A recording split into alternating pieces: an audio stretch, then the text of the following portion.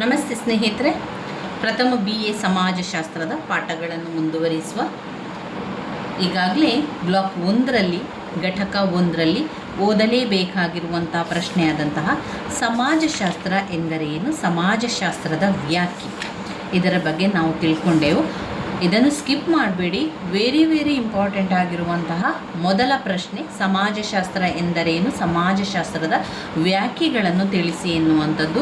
7ರಿಂದ 8 ವ್ಯಾಖ್ಯೆಗಳನ್ನು ತಿಳ್ಕೊಳ್ಳಿ. ಆ 8 ವ್ಯಾಖ್ಯೆಗಳನ್ನು 5 ಅಂಕಕ್ಕೆ ಬಂದಾಗ ಅಷ್ಟು ವ್ಯಾಖ್ಯೆಗಳನ್ನು ಬರೆದ್ರಾಯಿತು. 1-1.5 ಪುಟದಷ್ಟಾಗುವಷ್ಟು ಅದಾಗ್ತದೆ. ಮತ್ತೆ ಬಂದೇ ಬರುವಂತಹ ಹೆಚ್ಚಾಗಿ ಕೇಳುವಂತಹ ಪ್ರಶ್ನೆ ಸಮಾಜಶಾಸ್ತ್ರದ ವ್ಯಾಪ್ತಿ. ಈ ಸಮಾಜಶಾಸ್ತ್ರದ ವ್ಯಾಪ್ತಿಯಲ್ಲಿ 2 ಪಾಯಿಂಟ್ಸ್: ಔಪಚಾರಿಕ ಪಂಥ ಮತ್ತು ಸಮನ್ವಯ ಪಂಥ. ಔಪಚಾರಿಕ ಪಂಥದಲ್ಲಿ ಸಹಕಾರ, ಸ್ಪರ್ಧೆ, ಘರ್ಷಣೆ, ಸಮೀಕರಣ, ಕ್ರೀಡಾ ಕ್ಷೇತ್ರ, ರಾಜಕೀಯ ಕ್ಷೇತ್ರ. ಹಾಗೆ ಸಮನ್ವಯ ಪಂಥದಲ್ಲಿ ಅರ್ಥಶಾಸ್ತ್ರ, ರಾಜ್ಯಶಾಸ್ತ್ರ, ಮನಃಶಾಸ್ತ್ರ, ವಿಶೇಷೀಕೃತ ವಿಜ್ಞಾನ ಕೂಡ ಇದರಲ್ಲಿ ಒಳಗೊಂಡಿರುವಂಥದ್ದು. ಇನ್ನು ನಾವು ಈ ಒಂದು ಪಾಠದಲ್ಲಿ ಓದಬೇಕಾಗಿರುವಂತಹ ಪ್ರಶ್ನೆ ಪ್ರಾಮುಖ್ಯತೆ, ಸಮಾಜಶಾಸ್ತ್ರದ ಪ್ರಾಮುಖ್ಯತೆಯನ್ನು ಓದ್ಕೊಳ್ಳಿಕ್ಕಿದೆ. ಸಮಾಜಶಾಸ್ತ್ರದ ವಸ್ತು ವಿಷಯವನ್ನು ತಿಳ್ಕೊಂಡಿದ್ದೇವೆ. ಸಮಾಜಶಾಸ್ತ್ರದ ವಸ್ತು ವಿಷಯದಲ್ಲಿ ಅರ್ಥಶಾಸ್ತ್ರ, ರಾಜ್ಯಶಾಸ್ತ್ರ, ಮನಃಶಾಸ್ತ್ರ, ಮಾನವಶಾಸ್ತ್ರ, ಇತಿಹಾಸ, ನ್ಯಾಯಶಾಸ್ತ್ರ, ಇಷ್ಟು ಪಾಯಿಂಟ್ಸ್ಗಳನ್ನು ಸಮಾಜಶಾಸ್ತ್ರದ ವಸ್ತು ವಿಷಯಗಳಲ್ಲಿ ನಾವು ಬರೀಬೇಕಾಗ್ತದೆ. ಯಾವುದೆಲ್ಲ? ಅರ್ಥಶಾಸ್ತ್ರ, ರಾಜ್ಯಶಾಸ್ತ್ರ, ಮನಃಶಾಸ್ತ್ರ, ಮಾನವಶಾಸ್ತ್ರ, ಇತಿಹಾಸ ಮತ್ತು ನ್ಯಾಯಶಾಸ್ತ್ರ. ಇನ್ನು ನಾವು ಇದರಲ್ಲಿ ಕಲಿಬೇಕಾಗಿರುವಂತಹ ವೆರಿ ಇಂಪಾರ್ಟೆಂಟ್ ಆಗಿರುವಂತಹ ಒಂದು ಪ್ರಶ್ನೆ ಸಮಾಜಶಾಸ್ತ್ರದ ಪ್ರಾಮುಖ್ಯತೆ.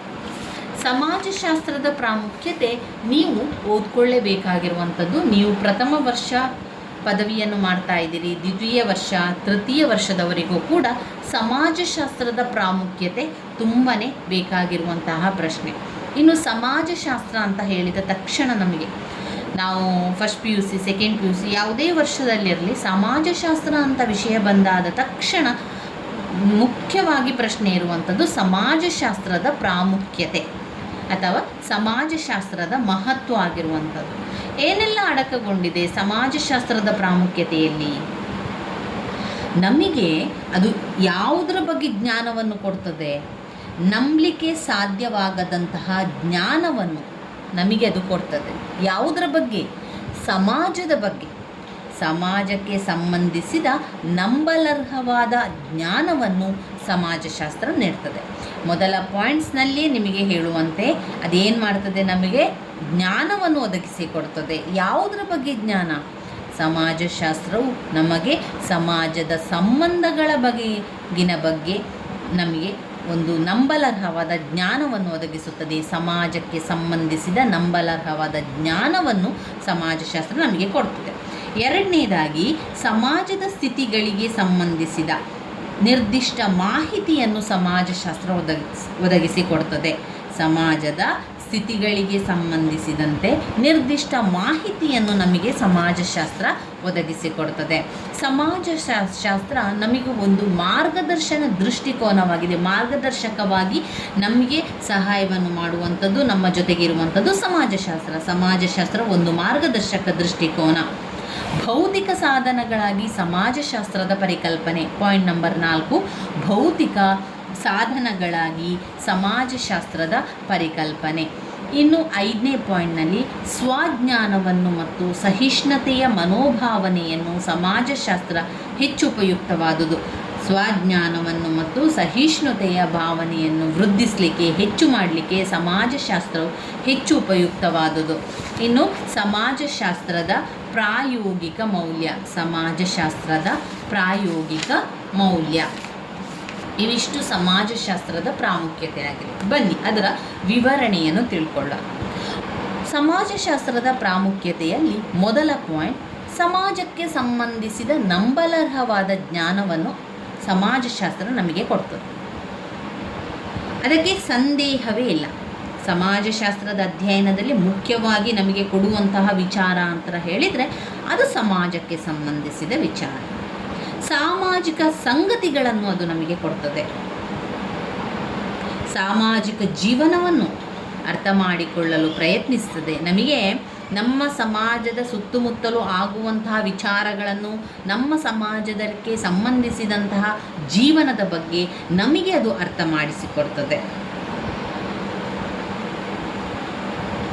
ನಾವು ಬಾಳ್ತಿರುವಂತಹ ಸಮಾಜ, ನಾವು ಜೀವನ ಮಾಡುವಂತಹ ನಮ್ಮ ಸುತ್ತಮುತ್ತಲಿನ ಪರಿಸರದ ಬಗ್ಗೆ ನಮಗೆ ಹೆಚ್ಚು ಹೆಚ್ಚು ಅರಿವನ್ನುಂಟು ಮಾಡಲಿಕ್ಕೆ ಸಮಾಜಶಾಸ್ತ್ರವು ತುಂಬನೇ ಸಹಾಯ ಮಾಡ್ತದೆ.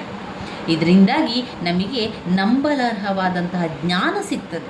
ನಮಗೆ ಅಷ್ಟೇನು ಅದರ ಬಗ್ಗೆ ಜ್ಞಾನ ಇರುವುದಿಲ್ಲ. ನಾವೇನು ಮಾಡಿರ್ತೇವೆ, ನಮ್ಮ ಕುಟುಂಬದಲ್ಲಿರ್ತೇವೆ, ನಾವು ಜೀವನವನ್ನು ಮಾಡ್ತಾ ಇರ್ತೇವೆ.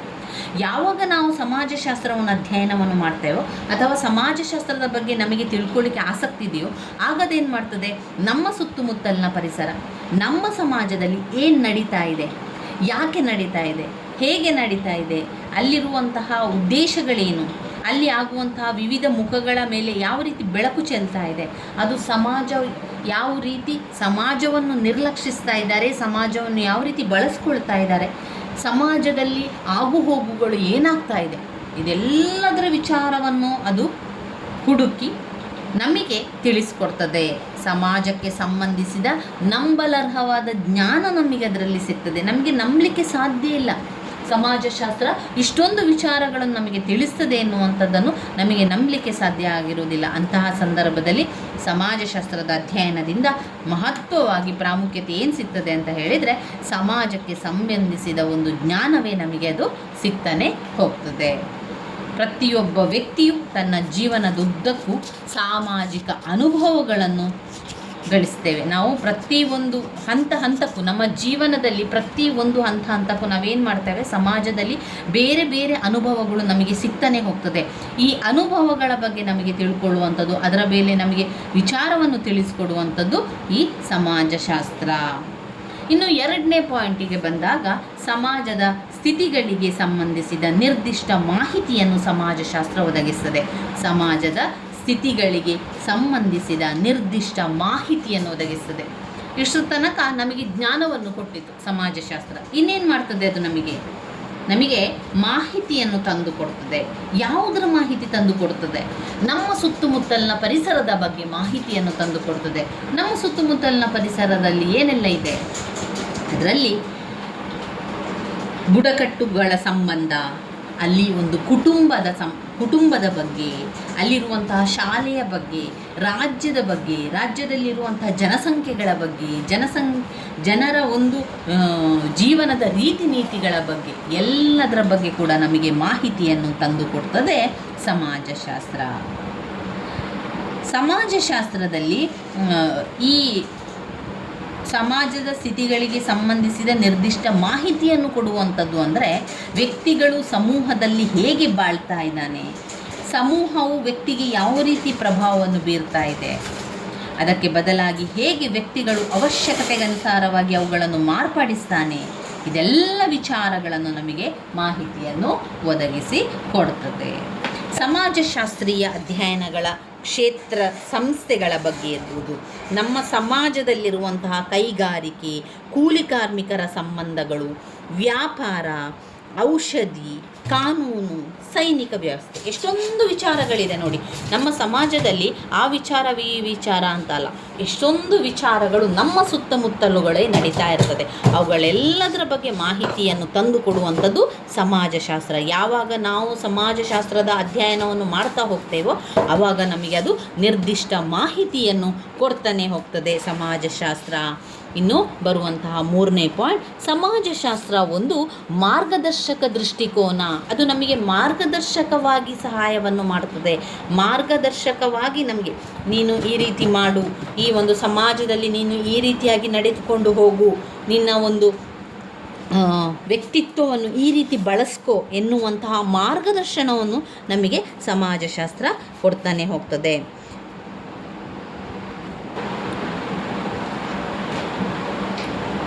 ಸಮಾಜಶಾಸ್ತ್ರ ಒಂದು ಮಾರ್ಗದರ್ಶಕ ದೃಷ್ಟಿಕೋನ. ಸಮಾಜಶಾಸ್ತ್ರ ನಮಗೆ ಒಂದು ಮಾರ್ಗದರ್ಶನವನ್ನು ಕೊಡ್ತದೆ. ಯಾವ ರೀತಿ ಮಾರ್ಗದರ್ಶನ ಅಂತ ಹೇಳಿದರೆ, ಸಮಾಜದಲ್ಲಿ ಇರುವಂತಹ ಹಲವಾರು ಸಂಗತಿಗಳ ಬಗ್ಗೆ ನಮಗೆ ಅದು ಮಾರ್ಗದರ್ಶನವನ್ನು ಕೊಡ್ತಾನೆ ಹೋಗ್ತದೆ.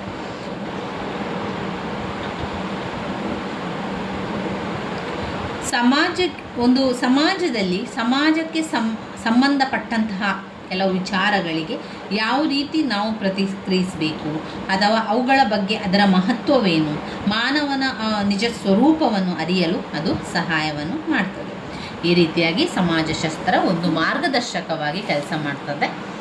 ಭೌತಿಕ ಸಾಧನಗಳಾಗಿ ಸಮಾಜಶಾಸ್ತ್ರದ ಪರಿಕಲ್ಪನೆ.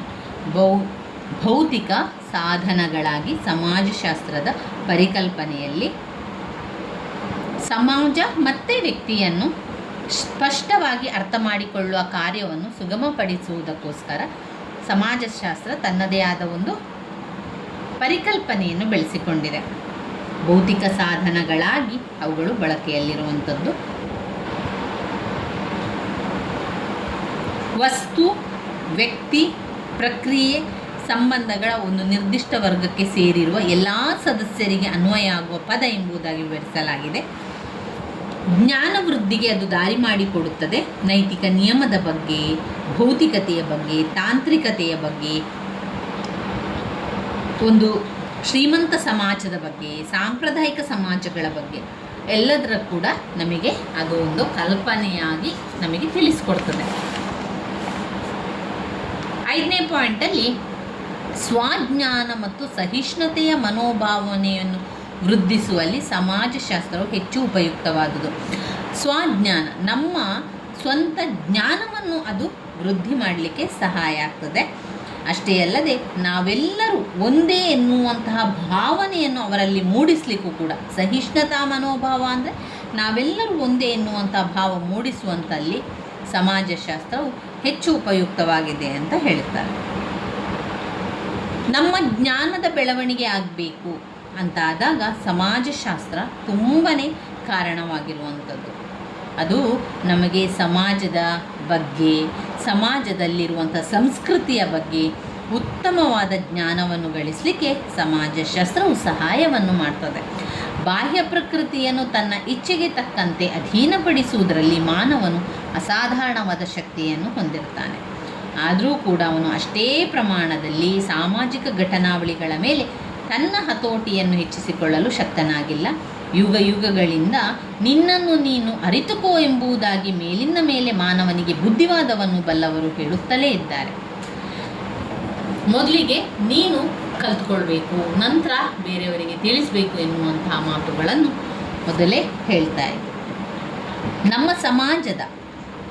ಸಮಾಜಗಳು ಮತ್ತು ಸಂಸ್ಕೃತಿಗಳು ನಮ್ಮ ಸಮಾಜ ಹಾಗೂ ಸಂಸ್ಕೃತಿಗಳಿಗಿಂತ ಭಿನ್ನವಾಗಿವೆಯೋ ಎನ್ನುವಂಥ ಅರ್ಥವನ್ನು ಅದು ಕೊಡ್ತದೆ.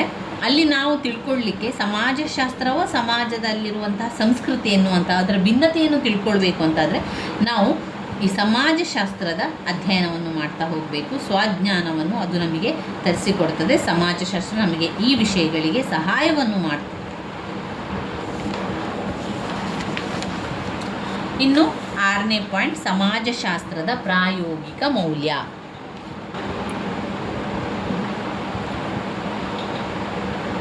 ಸಮಾಜಶಾಸ್ತ್ರದ ಪ್ರಾಯೋಗಿಕ ಮೌಲ್ಯವು ಇನ್ನೂ ನಮಗೆ ಸಮಾಜದ ಬಗ್ಗೆ ಹೆಚ್ಚಿನ ಅರಿವನ್ನು ಕೊಡ್ತದೆ. ಅಲ್ಲಿರುವಂತಹ ಸಮಸ್ಯೆಗಳ ಬಗ್ಗೆ ನಮಗೆ ತಿಳಿಸಿಕೊಡ್ತದೆ. ಸಮಾಜದಲ್ಲಿ ಆಗುವಂತಹ ಅನೇಕ ಅಪರಾಧಗಳಿರ್ಬೋದು, ಬಾಲಾಪರಾಧ ಇರ್ಬೋದು, ಕುಡಿತ, ಲೈಂಗಿಕ ಅಪರಾಧ ಇತ್ಯಾದಿ ಸಾಮಾಜಿಕ ರೋಗಗಳ ಬಗ್ಗೆ ವೈಜ್ಞಾನಿಕವಾದ ಜ್ಞಾನವನ್ನು ನಮಗೆ ಪ್ರಯೋಗಾತ್ಮಕವಾಗಿ ಅದು ಕೊಡ್ತಾನೆ ಹೋಗ್ತದೆ. ಸಮಾಜದಲ್ಲಿರುವಂತಹ ಸಮಸ್ಯೆಗಳ ಮೂಲಭೂತ ಸ್ವರೂಪವನ್ನು ಸ್ಪಷ್ಟಪಡಿಸಲು, ಅವುಗಳ ಕಾರಣ ಏನು ಎನ್ನುವಂಥ ಅಂದಾಜುಪಡಿಸಲಿಕ್ಕೆ, ಯುಕ್ತವಾದ ಪರಿಹಾರಗಳನ್ನು ಸೂಚಿಸುವಲ್ಲಿ ಸಮಾಜಶಾಸ್ತ್ರದ ಪ್ರಾಯೋಗಿಕ ಕೊಡುಗೆಯೂ ಕೂಡ ಇದೆ. ಆದ್ದರಿಂದ ಸಾಮಾಜಿಕ ಘಟನಾವಳಿಗಳ ಮತ್ತು ರೂಪುಗೊಂಡ ನಿಯಮಗಳ ಬಗೆಗೆ ಒಂದು ಕ್ರಮಬದ್ಧಗೊಂಡ ಜ್ಞಾನದ ಸಂಚಯವನ್ನು ರಚಿಸಿದ ಮಾತ್ರಕ್ಕೆ ಸಮಾಜಶಾಸ್ತ್ರ ತನ್ನ ಉದ್ದೇಶವನ್ನು ಸಾಧಿಸದಂತಾಗುವುದಿಲ್ಲ. ಆದರೆ ನಮಗೆ ಎಲ್ಲವನ್ನು ಕೂಡ ತಿಳಿಸಿಕೊಡುವಂಥದ್ದು ಈ ಸಮಾಜಶಾಸ್ತ್ರ. ಇವಿಷ್ಟು ಸಮಾಜಶಾಸ್ತ್ರದ ಪ್ರಾಮುಖ್ಯತೆಯಲ್ಲಿ ಬರ್ತದೆ. ಮತ್ತೊಮ್ಮೆ ಪಾಯಿಂಟ್ಸ್ಗಳನ್ನಷ್ಟೇ ಹೇಳ್ತಾ ಹೋಗ್ತಾನೆ. ಸಮಾಜಶಾಸ್ತ್ರದ ಪ್ರಾಮುಖ್ಯತೆಯಲ್ಲಿ 1, ಸಮಾಜಕ್ಕೆ ಸಂಬಂಧಿಸಿದ ನಂಬಲರ್ಹವಾದ ಜ್ಞಾನವನ್ನು ಸಮಾಜಶಾಸ್ತ್ರವು ನೀಡುತ್ತದೆ. ಸಮಾಜಕ್ಕೆ ಸಂಬಂಧಿಸಿದ ನಂಬಲರ್ಹವಾದ ಜ್ಞಾನವನ್ನು ಸಮಾಜಶಾಸ್ತ್ರವು ನೀಡುತ್ತದೆ. 2. ಸಮಾಜದ ಸ್ಥಿತಿಗಳಿಗೆ ಸಂಬಂಧಿಸಿದ ನಿರ್ದಿಷ್ಟ ಮಾಹಿತಿಯನ್ನು ಒದಗಿಸುತ್ತದೆ. ನಿರ್ದಿಷ್ಟ ಮಾಹಿತಿಯನ್ನು ಸಮಾಜಶಾಸ್ತ್ರ ಒದಗಿಸುತ್ತದೆ. 3ನೇ ಪಾಯಿಂಟಲ್ಲಿ ಸಮಾಜಶಾಸ್ತ್ರ ಒಂದು ಮಾರ್ಗದರ್ಶಕ ದೃಷ್ಟಿಕೋನ. ಸಮಾಜಶಾಸ್ತ್ರವು ಒಂದು ಮಾರ್ಗದರ್ಶಕ ದೃಷ್ಟಿಕೋನ. ಭೌತಿಕ ಸಾಧನಗಳಾಗಿ ಸಮಾಜಶಾಸ್ತ್ರದ ಪರಿಕಲ್ಪನೆ. ಭೌತಿಕ ಸಾಧನಗಳಾಗಿ ಸಮಾಜಶಾಸ್ತ್ರದ ಪರಿಕಲ್ಪನೆ. ಸ್ವಜ್ಞಾನವನ್ನು ಮತ್ತು ಸಹಿಷ್ಣುತಾ ಮನೋಭಾವವನ್ನು ವೃದ್ಧಿಸುವಲ್ಲಿ ಸಮಾಜಶಾಸ್ತ್ರವು ಹೆಚ್ಚು ಉಪಯುಕ್ತವಾದುದು. ಸ್ವಜ್ಞಾನ ಮತ್ತು ಸಹಿಷ್ಣುತೆಯ ಮನೋಭಾವನೆಯನ್ನು ವೃದ್ಧಿಸುವಲ್ಲಿ ಸಮಾಜಶಾಸ್ತ್ರವು ಹೆಚ್ಚು ಉಪಯುಕ್ತವಾದುದು. ಇನ್ನು ಕೊನೆಯ ಪಾಯಿಂಟ್ ಆಗಿ ಸಮಾಜಶಾಸ್ತ್ರದ ಪ್ರಾಯೋಗಿಕ ಮೌಲ್ಯ. ಸಮಾಜಶಾಸ್ತ್ರದ ಪ್ರಾಯೋಗಿಕ ಮೌಲ್ಯ. ಇನ್ನು ಬರುವಂಥದ್ದು ಘಟಕ 2. ಘಟಕ 2ರಲ್ಲಿ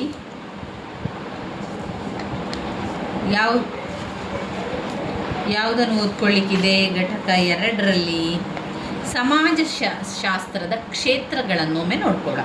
ಸಮಾಜಶಾಸ್ತ್ರದ ಕ್ಷೇತ್ರಗಳಲ್ಲಿ ಸಮಗ್ರ ಸಮಾಜಶಾಸ್ತ್ರ, ಸೂಕ್ಷ್ಮ ಸಮಾಜಶಾಸ್ತ್ರ, ವೈದ್ಯಕೀಯ ಸಮಾಜಶಾಸ್ತ್ರ, ರಾಜಕೀಯ ಸಮಾಜಶಾಸ್ತ್ರ, ಶೈಕ್ಷಣಿಕ ಸಮಾಜಶಾಸ್ತ್ರ, ಕೈಗಾರಿಕಾ ಸಮಾಜಶಾಸ್ತ್ರ, ಆಮೇಲೆ ಪರಿಸರ ಸಮಾಜಶಾಸ್ತ್ರ. ಇವಿಷ್ಟು ಸಮಾಜಶಾಸ್ತ್ರದ ಕ್ಷೇತ್ರಗಳು. ಸಮಗ್ರ ಸಮಾಜಶಾಸ್ತ್ರ ಅಂದರೆ ಏನು? ಸಮಗ್ರ ಸಮಾಜಶಾಸ್ತ್ರ ಎಂಬ ಪದ ಸೂಚಿಸುವಂತೆ ನಮ್ಮ ಸಮಷ್ಟಿ ಸ್ವರೂಪದ ಸಾಮಾಜಿಕ ಸಂಗತಿಯನ್ನು ಅಧ್ಯಯನ ಮಾಡುವಂಥದ್ದಾಗಿದೆ. ಅದರಲ್ಲಿ ತುಂಬನೇ ವಿಷಯಗಳು ಆ ಸಮಾಜಶಾಸ್ತ್ರದೊಳಗೆ ಒಳಗೊಂಡಿದೆ. ಅವುಗಳು ಹಲವಾರು ಗಾತ್ರ, ಗುಂಪು, ಸಾಮೂಹಿಕ ವಿಚಾರಗಳನ್ನು ತನ್ನ ಅಧ್ಯಯನದ ವ್ಯಾಪ್ತಿಯಲ್ಲಿ ಹೊಂದಿದೆ. ಅಲ್ಲಿ ಪ್ರಮುಖ ಸಂಘಟನೆಗಳು, ಒಂದು ಅಥವಾ ಹಲವು ಸಮಾಜಗಳ ಸಂಸ್ಥೆಗಳನ್ನು, ಒಂದು ಅಥವಾ ಹಲವು ಸಮಾಜಗಳ ಐತಿಹಾಸಿಕ ಮತ್ತು ತೌಲನಿಕ ವ್ಯಾಪ್ತಿಯಲ್ಲಿ ವಿಶ್ಲೇಷಣೆಗಳನ್ನು ಒಳಗೊಂಡಿದೆ.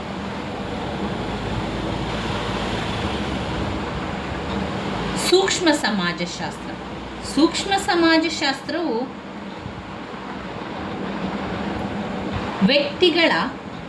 ಕೆಲವು ವ್ಯಕ್ತಿಗಳ ಮತ್ತು ಸಣ್ಣ ಗುಂಪುಗಳ ಸಾಮಾಜಿಕ ಚಟುವಟಿಕೆಗಳತ್ತ ಗಮನವನ್ನು ಹರಿಸುವಂಥದ್ದು.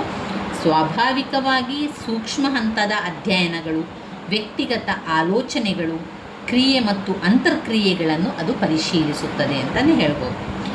ವೈದ್ಯಕೀಯ ಸಮಾಜಶಾಸ್ತ್ರದಲ್ಲಿ ಸಮಾಜಶಾಸ್ತ್ರವು ಮುಖ್ಯವಾಗಿ ಆರೋಗ್ಯ ಸೇವೆಯ ನಿರ್ವಹಣೆ, ಅಲ್ಲಿನ ಶುಶ್ರೂಷೆ, ಅಲ್ಲಿನ ಚಿಕಿತ್ಸೆ, ವೈದ್ಯಕೀಯ ಶಾಸ್ತ್ರಗಳೆಂಬ ಆರೋಗ್ಯ ಸಂಬಂಧಿ ಜ್ಞಾನ, ಶಿಸ್ತು, ನಡವಳಿಕೆ ಎಲ್ಲ ಕೂಡ ಇದರಲ್ಲಿ ಒಳಗೊಂಡಿರುವಂಥದ್ದು. ಇನ್ನು ರಾಜಕೀಯ ಸಮಾಜಶಾಸ್ತ್ರ ರಾಜಕೀಯ ವಿಷಯಗಳಿಗೆ ಸಂಬಂಧಪಟ್ಟಂಥ ಸರಕಾರ, ಆಡಳಿತ, ಅಲ್ಲಿನ ಸಾಮಾಜಿಕ ರಚನೆ, ವಿಚಾರಧಾರೆಗಳು, ಸಂಸ್ಕೃತಿ ಇದೆಲ್ಲ ಕೂಡ ರಾಜಕೀಯ ಸಮಾಜಶಾಸ್ತ್ರದಲ್ಲಿ ಬರ್ತದೆ. ಇನ್ನು ಶೈಕ್ಷಣಿಕ ಸಮಾಜಶಾಸ್ತ್ರ ಅಂತ ಬಂದಾಗ ಶಿಕ್ಷಣಕ್ಕೆ ಸಂಬಂಧಪಟ್ಟಂತಹ ವಿಚಾರಗಳು, ಅಲ್ಲಿನ ಶಿಕ್ಷಣ ಕ್ಷೇತ್ರ, ಪಠ್ಯಕ್ರಮಗಳು, ಪರೀಕ್ಷಾ ತಯಾರಿ, ಶಿಕ್ಷಣ ಕ್ಷೇತ್ರದ ಬೋಧನೆ, ನಿರ್ವಹಣೆ, ತಂತ್ರಜ್ಞಾನ ಎಲ್ಲ ಕೂಡ ಒಳಗೊಂಡಿರ್ತದೆ. ಇನ್ನು ಕೈಗಾರಿಕಾ ಸಮಾಜಶಾಸ್ತ್ರದಲ್ಲಿ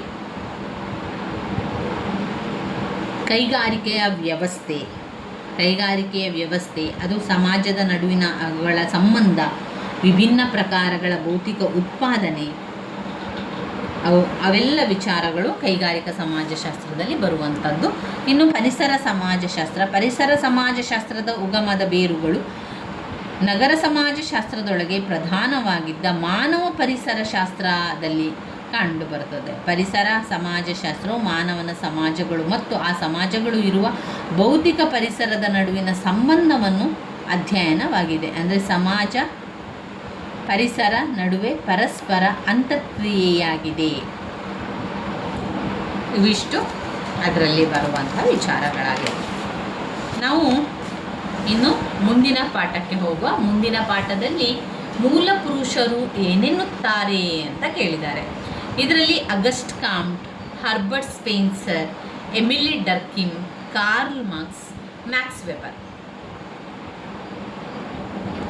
ಈ 5 ಜನ ಮೂಲ ಪುರುಷರು ಯಾವ ರೀತಿಯ ವಿಚಾರಗಳನ್ನು ನಮಗೆ ಹೇಳಿದ್ದಾರೆ ಸಮಾಜಶಾಸ್ತ್ರದ ಬಗ್ಗೆ ಅಂತ ನೋಡ್ತಾ ಹೋಗಬೇಕು. ಮೊದಲಿಗೆ ಅಗಸ್ಟ್ ಕಾಮ್ಟ್. ಅಗಸ್ಟ್ ಕಾಮ್ಟನು ಫ್ರಾನ್ಸಿನ ಸಮಾಜಶಾಸ್ತ್ರಜ್ಞರು. ನಮ್ಮ ಸಮಾಜಶಾಸ್ತ್ರದ ಉಗಮಕ್ಕೆ ಕಾರಣ, ಸಮಾಜಶಾಸ್ತ್ರದ ಪಿತಾಮಹರಾಗಿರುವಂಥವರು ಅಗಸ್ಟ್ ಕಾಮ್ಟರವರು. ಫ್ರಾನ್ಸಿನ ಸಮಾಜಶಾಸ್ತ್ರಜ್ಞರು. ಫ್ರಾನ್ಸಿನ ಸಮಾಜಶಾಸ್ತ್ರಜ್ಞರಾಗಿದ್ದ ಅಗಸ್ಟ್ ಕಾಮ್ಟರವರು ಸಮಾಜಶಾಸ್ತ್ರದ ಪಿತಾಮಹರೆಂದು ಪರಿಗಣಿಸಲಾಗಿದೆ. ಅವರು ಒಂದು ಹೊಸ ವಿಜ್ಞಾನ, ಸಾಮಾಜಿಕ ಭೌತಶಾಸ್ತ್ರವೆಂಬ ಮೊದಲಿಗೆ ಕರೆದಿದ್ದರು. ಆದರೆ ಅಡಲ್ಫೋ ಕ್ಯೂಟಿಲೇಟ್ ಸಂಖ್ಯಾಶಾಸ್ತ್ರದ ವಿಜ್ಞಾನವನ್ನು ಪ್ರಾರಂಭಿಸಿದ ಬೆಲ್ಜಿಯನ್ ಬೌದ್ಧಿಕ ವಿದ್ವಾಂಸ ಎಂಬುವರು ಮೊದಲೇ ಆ ಪದವನ್ನು ಬಳಸಿರುವುದರಿಂದ ಅದನ್ನು ಬದಲಾವಣೆಯನ್ನು ಮಾಡ್ತಾರೆ. ಅಗಸ್ಟ್ ಕಾಮ್ಟ್ ಏನಂತ ಬದಲಾವಣೆ ಮಾಡ್ತಾರೆ? ಸಮಾಜಶಾಸ್ತ್ರ, ಸೋಷಿಯಾಲಜಿ ಅಂತ ಬದಲಾವಣೆಯನ್ನು ಮಾಡ್ತಾರೆ. ಇದು ಸೈಮನ್ ಅವರಿಂದ ಪ್ರಭಾವಿಗೆ ಒಳಪಟ್ಟಂಥ ಹೆಸರು. ಇನ್ನು ಆಗ ಅಗಸ್ಟ್ ಕಾಮ್ಟರವರು 2 ಕ್ರಾಂತಿಯನ್ನು ಕಣ್ಣಾರೆ ಕಂಡಂಥವರು.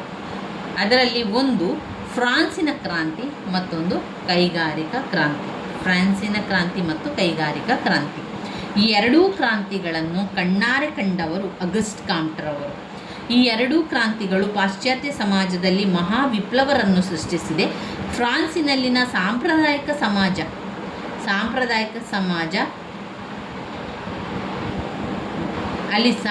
ಸಮಾಜ ವಿನಾಶವನ್ನು ಕೂಡ, ಒಂದು ಪ್ರಜಾಪ್ರಭುತ್ವ ಸಮಾಜದ ಸ್ಥಾಪನೆಯನ್ನು ಒಂದು ಕ್ರಾಂತಿ ಸೃಷ್ಟಿಸಿದೆ ಅಂತಲೇ ಹೇಳ್ಬೋದು. ಫ್ರಾನ್ಸಿನ ಕ್ರಾಂತಿಯು ಸಮುದಾಯದ ನೈತಿಕ ಸೌಧವನ್ನು ಶಿಥಿಲಗೊಳಿಸಿತ್ತು. ಕೈಗಾರಿಕಾ ಕ್ರಾಂತಿಯು ಪರಾಕಾಷ್ಠೆಯ ಬಡತನ, ನಗರದ ಕೊಳಗೇರಿಗಳು, ಬಡವರನ್ನು ಶೋಷಿಸುವ ಬಂಡವಾಳಶಾಹಿ ವರ್ಗವನ್ನು ತಂದಿತು. ಹೆಚ್ಚಿನ ಪ್ರಮಾಣದಲ್ಲಿ ಗ್ರಾಮೀಣ ಪ್ರದೇಶದಿಂದ ಉದ್ಯೋಗರಹಿತ ರೈತರು ನಗರಗಳಲ್ಲಿ ಅವಕಾಶಕ್ಕಾಗಿ ಹುಡುಕಿಕೊಂಡು ವಲಸೆ ಹೋಗುವಂತಾಯಿತು. ಇದಕ್ಕೆ ಕೃಷಿ ವ್ಯವಸ್ಥೆಯು ಮುರಿದು ಬಿದ್ದುದೇ ಕಾರಣ. ತನ್ನ ಸುತ್ತಮುತ್ತಲಿನ ಅವ್ಯವಸ್ಥೆಗೆ ಅಗಸ್ಟ್ ಕಾಮ್ಟರವರು ಸಾಕ್ಷಿಯಾಗಿದ್ದರು. ಇಲ್ಲಿ ಅಗಸ್ಟ್ ಕಾಮ್ಟರವರು 3 ಹಂತದ ಸಿದ್ಧಾಂತಗಳನ್ನು ಹೇಳ್ತಾರೆ. ಅದರಲ್ಲಿ ಒಂದು ಮತಧರ್ಮಶಾಸ್ತ್ರೀಯ ಹಂತ, ಒಂದು ಹಂತ ಮತಧರ್ಮಶಾಸ್ತ್ರೀಯ ಹಂತ, 2 ಅಮೂರ್ತ ಹಂತ, 3 ವಾಸ್ತವತ ಹಂತ. ಒಂದು ಮತಧರ್ಮಶಾಸ್ತ್ರೀಯ ಹಂತ, 2 ಅಮೂರ್ತ ಹಂತ, 3 ವಾಸ್ತವತ ಹಂತ. ಮತಧರ್ಮಶಾಸ್ತ್ರೀಯ ಹಂತದಲ್ಲಿ ಜನರು, ಪುರೋಹಿತರು ಮತ್ತು ಸೈನಿಕರು ಪ್ರಭುತ್ವವನ್ನು ಸಾರಿದರು. ಮತಧರ್ಮಶಾಸ್ತ್ರೀಯ ಹಂತದಲ್ಲಿ ಜನರೆಲ್ಲರೂ ಕೂಡ ದೇವರುಗಳು ಪ್ರಕೃತಿಯ ಸಂಕೇತ, ಪ್ರಕೃತಿಯ ಎಲ್ಲ ಅಂಶಗಳಲ್ಲೂ ಕೂಡ ದೇವರಿದ್ದಾರೆ, ದೇವರು ಆಶೀರ್ವಾದದ ಫಲ ಎಂದು ವಿವರಿಸ್ತಾರೆ. ಸಣ್ಣ ಎಲ್ಲ ಜೀವಿಗಳ ಸೃಷ್ಟಿಕರ್ತರೆಂದು ನಂಬಲಾಗಿರುವ ವಿವಿಧ ದೇವರುಗಳನ್ನು ತಣಿಸಲು ತನ್ನ ಕಾಲವನ್ನು ವಿನಿಯೋಗಿಸುತ್ತಿದ್ದ ಪ್ರಧಾನ ಧರ್ಮಗಳಾದ ವಸ್ತುದೇವತಾರಾಧನೆ, ಬಹುದೇವತಾರಾಧನೆ, ಏಕದೇವತಾರಾಧನೆಯಂಥ ಪ್ರಮುಖ ಧರ್ಮಗಳು ಆ ಅವಧಿಯಲ್ಲಿ ಜನ್ಮ ತಾಳಿದವು. ವಸ್ತುದೇವತಾರಾಧನೆ, ಬಹುದೇವತಾರಾಧನೆ, ಏಕದೇವತಾರಾಧನೆ ಎನ್ನುವಂಥ ಧರ್ಮಗಳೇ ಜನ್ಮ ತಾಳ್ತವೆ. ಇನ್ನು 2ನೇ ಹಂತ ಅಮೂರ್ತ ಹಂತ. ಈ ಒಂದು ಹಂತದಲ್ಲಿದ್ದವರು ಚರ್ಚ್ಮನ್ ಮತ್ತು ವಕೀಲರು ಪ್ರಭುತ್ವವನ್ನು ಸಾಧಿಸ್ತಾರೆ. ಅಮೂರ್ತ ಹಂತವು ಮುಖ್ಯವಾಗಿ ಅತಿಮಾನುಷ ಶಕ್ತಿಯನ್ನು ಹೊಂದಿದೆ. ಎಲ್ಲದರಲ್ಲೂ ದೇವರಿದ್ದಾನೆ ಎಂಬ ಮನಸ್ಥಿತಿ ಇದ್ದುದಾಗಿದೆ. ಮಾನವನು ತತ್ವಶಾಸ್ತ್ರವನ್ನು ಪ್ರಾರಂಭಿಸಿದ ಮತ್ತು ಜೀವನದ ಅರ್ಥ ಬಗ್ಗೆ ಚಿಂತಿಸಿದ. 3ನೇ ಪಾಯಿಂಟ್ನಲ್ಲಿ ವಾಸ್ತವತಾ ಹಂತವು ಮುಖ್ಯವಾಗಿ ಇಲ್ಲಿ ಕೈಗಾರಿಕೋದ್ಯಮಿಗಳು ಮತ್ತು ವಿಜ್ಞಾನಿಗಳ ಪ್ರಭುತ್ವಕ್ಕೆ ಸಾಧಿಸಿರುವಂಥದ್ದು. ಅಗಸ್ಟ್ ಕಾಮ್ಟರವರು ಪ್ರಗತಿಯ ಸಿದ್ಧಾಂತವನ್ನು ಮಾಡಿರುವವರು. ಇಲ್ಲಿ ಇರುವಂಥವರು ಚರ್ಚ್ಮನ್ ಮತ್ತು ವಕೀಲರು ಪ್ರಭುತ್ವವನ್ನು ಸಾಧಿಸ್ತಾರೆ. ವಾಸ್ತವತಾ ಹಂತ ಬೆಳವಣಿಗೆಯಲ್ಲಿನ ಕೊನೆಯ ಹಂತವಾಗಿದ್ದು, ಇಲ್ಲಿ ಸೃಷ್ಟಿಯ ಪ್ರತಿಯೊಂದು ಅಂಶಗಳು ವೈಜ್ಞಾನಿಕ ನಿಯಮಗಳ ಸಹಾಯದೊಂದಿಗೆ ವಿವರಿಸಲ್ಪಡುತ್ತದೆ. ಇವಿಷ್ಟು 3 ಹಂತಗಳಾಯಿತು. ಇನ್ನು ಅದರಲ್ಲಿ 2 ಸಾಮಾಜಿಕ ಸ್ಥಿತಿಶಾಸ್ತ್ರ ಮತ್ತು ಸಾಮಾಜಿಕ ಗತಿಶೀಲ ಶಾಸ್ತ್ರವನ್ನು ಬರ್ಕೊಳ್ಳಿ. ಸಾಮಾಜಿಕ ಸ್ಥಿತಿಶಾಸ್ತ್ರ, ಸಾಮಾಜಿಕ ಗತಿಶೀಲ ಶಾಸ್ತ್ರ. ಸಾಮಾಜಿಕ ಸ್ಥಿತಿಶಾಸ್ತ್ರದಲ್ಲಿ ರಚನೆ, ಕುಟುಂಬ, ಸಾಮಾಜಿಕ ರಚನೆ, ರಾಜ್ಯದ ಸ್ಥಾನಮಾನ ಅದೆಲ್ಲ. ಗತಿಶೀಲ ಶಾಸ್ತ್ರದಲ್ಲಿ ಭೌತಿಕ ಪ್ರಗತಿ, ಭೌತಿಕ ಪ್ರಗತಿ, ನೈತಿಕ ಪ್ರಗತಿ ಅಂತ ವಿಷಯಗಳು ಸೇರಿದೆ. ನೈತಿಕ ಪ್ರಗತಿ ಕೂಡ ಇಲ್ಲಿ ಇರುವಂಥದ್ದನ್ನು ಕಾಣ್ಬೋದು. ಇನ್ನು ಬರುವಂತಹ ಸಿದ್ಧಾಂತ ಹರ್ಬರ್ಟ್ ಸ್ಪೆನ್ಸರ್ ಅವರ ಸಿದ್ಧಾಂತ.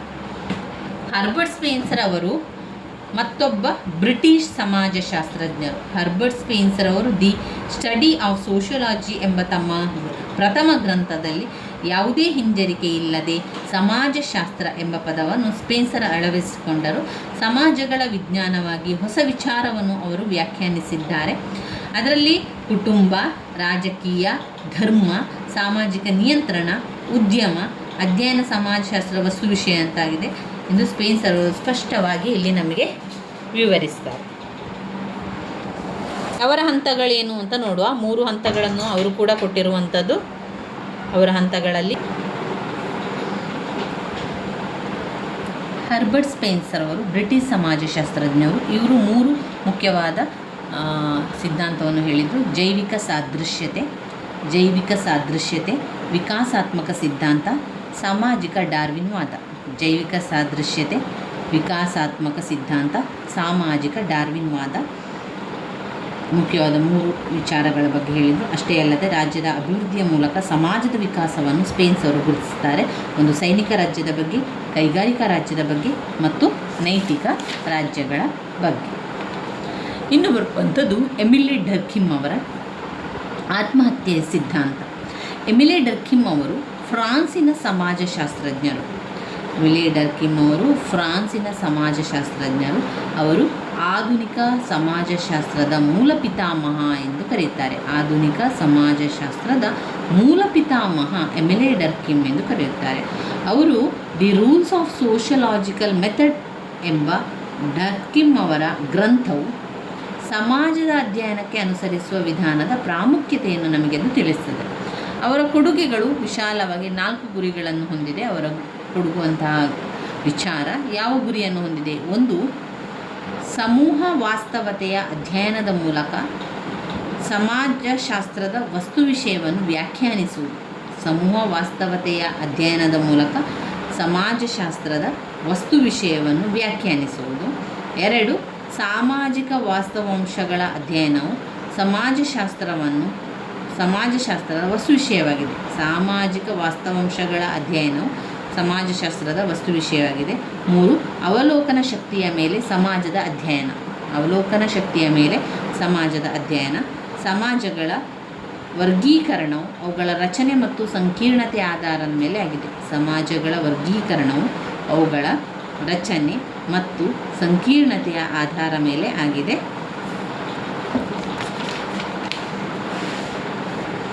ಇಲ್ಲಿ ಸಾಮಾಜಿಕ ವಾಸ್ತವಾಂಶಗಳನ್ನು 2 ಗುಣಲಕ್ಷಣಗಳನ್ನು ಅವರು ಹೇಳ್ತಾರೆ. 1 ಬಾಹ್ಯತೆ ಮತ್ತು ನಿರ್ಬಂಧತೆ.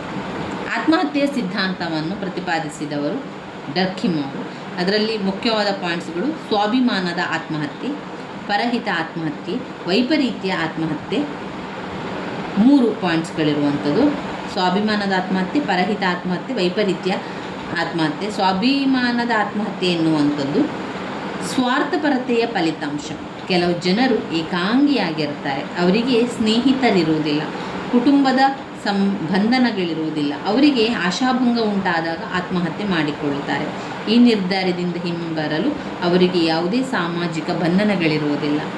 ಪರಹಿತ ಆತ್ಮಹತ್ಯೆ ಎನ್ನುವಂಥದ್ದು ಸಮಾಜದ ಸಮುದಾಯದ ಅನುಕೂಲಕ್ಕೋಸ್ಕರ ವ್ಯಕ್ತಿ ಜೀವನವನ್ನು ತೊರೆಯುತ್ತಾರೆ. ಇನ್ನು ವೈಪರೀತ್ಯದ ಆತ್ಮಹತ್ಯೆ ಸಾಮಾಜಿಕ ಅವ್ಯವಸ್ಥೆಯ ಪ್ರತಿಫಲ. ಶೋಚನೀಯ ಪರಿಸ್ಥಿತಿ ಉದ್ಭವವಾದಾಗ ಸಮುದಾಯಕ್ಕೆ ತನ್ನ ಮುಖವನ್ನು ತೋರಿಸಲು ಅಸಮರ್ಥನಾಗಿದ್ದೇನೆಂದು ವ್ಯಕ್ತಿ ಭಾವಿಸುತ್ತಾನೆ. ಅವಮಾನದ ಜೀವನಕ್ಕಿಂತ ಅವನಿಗೆ ಸಾವೇ ಆದ್ಯತೆಯುಳ್ಳದ್ದಾಗಿ ಭಾಸವಾಗ್ತದೆ. ಸಮಾಜವನ್ನು 2 ಬಗೆಗಳಾಗಿ ಡರ್ಕಿಮ್ ಅವರು ವರ್ಗೀಕರಿಸಿದ್ದಾರೆ. ಒಂದು ಸರಳ ಸಮಾಜ, ಮತ್ತೊಂದು ಸಂಕೀರ್ಣ ಸಮಾಜ. ಸರಳ ಸಮಾಜ ಶ್ರಮ ವಿಭಜನೆ ಆಗಿರುವಂಥದ್ದು. ಶ್ರಮ ವಿಭಜನೆ. ಒಬ್ಬ ವ್ಯಕ್ತಿ ಹಲವಾರು ಶ್ರಮದ ಕೆಲಸಗಳನ್ನು ಮಾಡ್ತಾನೆ. ಅಲ್ಲಿ ವ್ಯಕ್ತಿಗಳು ನಿಯಮಗಳನ್ನಾಗಲಿ ಅಧಿಕಾರಗಳನ್ನಾಗಲಿ ಪ್ರಶ್ನಿಸುವುದಿಲ್ಲ ಎನ್ನುವಂಥದ್ದು ಸರಳ ಸಮಾಜ. ಸಂಕೀರ್ಣ ಸಮಾಜ ಅಂದರೆ ಏನು? ಸಂಕೀರ್ಣ ಸಮಾಜದಲ್ಲಿ ಶ್ರಮ ವಿಭಜನೆಯು ಪರಿಣಿತಿಗೊಂಡಿರುತ್ತದೆ. ಪರಿಣತಿಯ ಬಗೆಗಳಿಂದಾಗಿ ಅವಲಂಬನೆ ಕೂಡ ಹೆಚ್ಚಾಗಿರುತ್ತದೆ. ಇಲ್ಲಿ ಶ್ರಮ ವಿಭಜನೆಯು ನಮ್ಮ ಶರೀರದ ಭಾಗಗಳನ್ನು ನಾವು ಕಾಣುವಂತೆ ಇರುತ್ತದೆ. ಶರೀರದ ಪ್ರತಿಯೊಂದು ಭಾಗವು ಸ್ವತಂತ್ರವಾಗಿರುತ್ತದೆ, ಆದರೆ ಅದೇ ಸಮಯದಲ್ಲಿ ಕಾರ್ಯನಿರ್ವಹಿಸಲು ಇತರೆ ಭಾಗಗಳ ಜೊತೆ ಹೆಚ್ಚು ಅವಲಂಬನೆ ಕೂಡ ಹೊಂದಿರುತ್ತದೆ. ಇನ್ನು ಬರುವಂಥದ್ದು ಕಾರ್ಲ್ ಮಾರ್ಕ್ಸ್ ಅವರು. ಕಾರ್ಲ್ ಮಾರ್ಕ್ಸ್ ಅವರು ವರ್ಗ ಹೋರಾಟ ಸಿದ್ಧಾಂತವನ್ನು ಹೇಳಿದ್ದಾರೆ. ಕಾರ್ಲ್ ಮಾರ್ಕ್ಸ್ ಅವರು ವರ್ಗ ಹೋರಾಟ ಸಿದ್ಧಾಂತವನ್ನು ಹೇಳಿದ್ದಾರೆ. ಅವರ ಪ್ರಕಾರ ಸಮಾಜವನ್ನು ಅವರು 5 ರೀತಿಯಲ್ಲಿ ವರ್ಗೀಕರಣವನ್ನು ಮಾಡ್ತಾರೆ. ಕಾರ್ಲ್ ಮಾರ್ಕ್ಸ್ ಅವರು ಸಮಾಜವನ್ನು 5 ರೀತಿಯಲ್ಲಿ ವರ್ಗೀಕರಣವನ್ನು ಮಾಡ್ತಾರೆ. ಅದರಲ್ಲಿ ಒಂದು ಪ್ರಾಚೀನ ಸಮತಾವಾದದ ಹಂತ. ಪ್ರಾಚೀನ ಸಮತಾವಾದದ ಹಂತ. ಪ್ರಾಚೀನ ಸಮತಾವಾದದ ಹಂತ, ಪುರಾತನ ಸಮಾಜ, ಉಳಿಗಮಾನ್ಯ ಸಮಾಜ, ಬಂಡವಾಳಶಾಹಿ ಸಮಾಜ ಮತ್ತು ಆಧುನಿಕ ಸಮತಾವಾದದ ಸಮಾಜ. ಪ್ರಾಚೀನ ಸಮತಾವಾದದ ಹಂತ, ಉತ್ಪಾದನಾ ವಿಧಾನಗಳು ಇಲ್ಲದಿದ್ದುದರಿಂದ ವರ್ಗ ವ್ಯವಸ್ಥೆ ಇರಲಿಲ್ಲ. ಪ್ರಾಚೀನ ಸಮತಾವಾದದಲ್ಲಿ ಏನಾಯಿತು, ಆಗ ಅಲೆಮಾರಿ ಜನರೆಲ್ಲ ಇದ್ದರು ನೋಡಿ. ಅಲೆಮಾರಿ ಮತ್ತು ಬೇಟೆಯಾಡುವ ಹಂತ ಇತ್ತು. ನಿರ್ದಿಷ್ಟವಾದ ವಾಸಸ್ಥಾನವಿರಲಿಲ್ಲ, ಮನೆ ಅಂತ ಇರಲಿಲ್ಲ. ಅವರು ಒಂದು ಕಡೆಯಿಂದ ಇನ್ನೊಂದು ಕಡೆಗೆ ಅಲೆಮಾರಿ ಜೀವನವಾಗಿ ಹೋಗ್ತಾಯಿದ್ರು.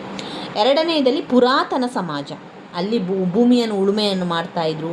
ಭೂಮಿಯನ್ನು ಉಳುಮೆ ಮಾಡುವುದರ ಮೂಲಕ ಉತ್ಪಾದನೆಯನ್ನು ಕೂಡ ಮಾಡ್ತಾಯಿದ್ರು. ಈ ಉತ್ಪಾದನೆ ಮಾಡುವ ವಿಧಾನಗಳನ್ನು ಹೊಂದಲು ಮಾನವ ಏನು ಮಾಡ್ತಾ ಇದ್ದ, ಪ್ರಾರಂಭಿಸಿದಂತಹ ಜೀವನವನ್ನು ಪ್ರಾರಂಭಿಸಿ ಅಲ್ಲಿ ಕೃಷಿಯನ್ನು ಮಾಡಿ, ಕೃಷಿಯನ್ನು ಹಂತ ಹಂತವಾಗಿ ಕ್ರಮೇಣ ಅಲ್ಲಿ ಅವನು ನೆಲೆಸಿದ್ದು, ಅಲ್ಲಿ ತನ್ನ ಮನೆಗಳನ್ನೆಲ್ಲ ಮಾಡಿ ಇರ್ತಾಯಿದ್ದ. ಅವನು ಭೂಮಿಯಲ್ಲಿ ದುಡಿಯುವಂತೆ ಮಾಡಲಿಕ್ಕೆ ಆರಂಭವಾಯಿತು. ಆಗ ಅವನು ಒಂದು ಕಡೆಯಿಂದ ಇನ್ನೊಂದು ಕಡೆಗೆ ವಲಸೆ ಹೋಗ್ತಾ ಇರಲಿಲ್ಲ. ಅದೇ ಕಡೆಯಲ್ಲೇ ಇರ್ತಿದ್ದ, ಅಲ್ಲೇ ಜೀವನವನ್ನು ಕೂಡ ಮಾಡ್ತಾಯಿದ್ದ. ಉಳಿಗಮಾನ್ಯ ಸಮಾಜ ಬಂತು. ಅಲ್ಲಿ ರೋಮನ್ ಚಕ್ರಾಧಿಪತ್ಯದ ವಿನಾಶದ ಜೊತೆಗೆ ಪುರಾತನ ಸಮಾಜ ವಿನಾಶ ಆಗ್ತಾ ಹೋಯಿತು.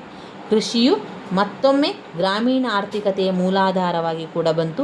ಜಮೀನ್ದಾರರು, ರೈತರು ಅಂತ 2 ವರ್ಗ ಮಾಡಿದರು. ನಂತರ ಬರುವಂಥದ್ದು ಬಂಡವಾಳಶಾಹಿ ಸಮಾಜ.